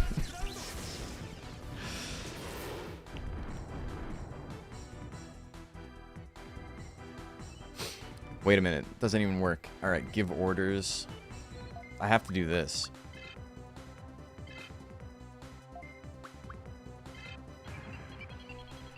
This is my only play.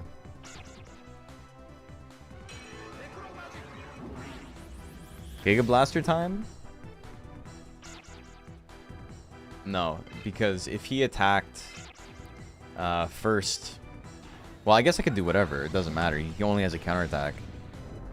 Yeah, I could do whatever. It wasn't that high stakes. Okay, Wizardmon leveled up. That was good. We had to play that perfectly and also get very lucky. But, I did it. Am I coming to the Device Dome later? Bye-bye. Don't forget to come to Device Dome. I'm gonna do that. She hacked into my system. Alright, I need a break after that. Excited to see a Digimon World 2 stream? Hell yeah, I love Digimon World 2. I am just like ending though. I streamed very early today, but I gotta start getting ready for going out tonight. We beat that dungeon, and it was looking very hairy, so it's very cool. Hey Veyron, thank you for the follow. But yeah, appreciate everyone who came through on the raid and is still hanging out. I like playing old games, monster collector games a lot of the time. I like me some Pokemans.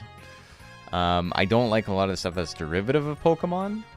I'm not like a big Koromon fan or any of that stuff. That's all super boring to me, honestly. But like Monster Rancher is my big thing.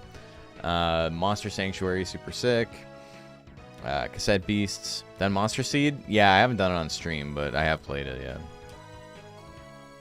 Let's take a look at my Digimon. Because people were asking earlier. We got Gomamon. The Tortmon. He's got some marching fishes still. We got Wizardmon. We got Edelgreymon. We got Metal Spunky. And then we got Metal Greymon. We got regular Greymon. We got a Kabuterimon. And we got a Frigimon. We got 3 Metal Greymons. We're chilling. We could have the whole squad Metal Greymon'd up.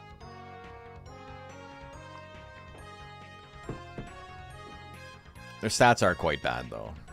Like, he's got less HP than Frigimon. And he's like 9 levels higher. 8 levels higher? 8 levels higher. Stats are just straight up worse, yeah. But he does have a really strong attack, which makes up for it. Okay, this was fun. I appreciate you guys hanging out. Let's go raid somebody. I gotta go get ready for the wonderful dinner I'm about to have. Who should we raid? Hey, Slushies, thank you for the follow. Appreciate it. Oh, my boy Polar Bear is playing Akumajo Densetsu Classic. Game I've never played, but I do know it exists. Wait. Oh, Slamantha is on stream, but Slam does Digimon stuff a lot of the time. She's not playing it right now, though. She's playing Katamari Damacy, which is also sick. Okay.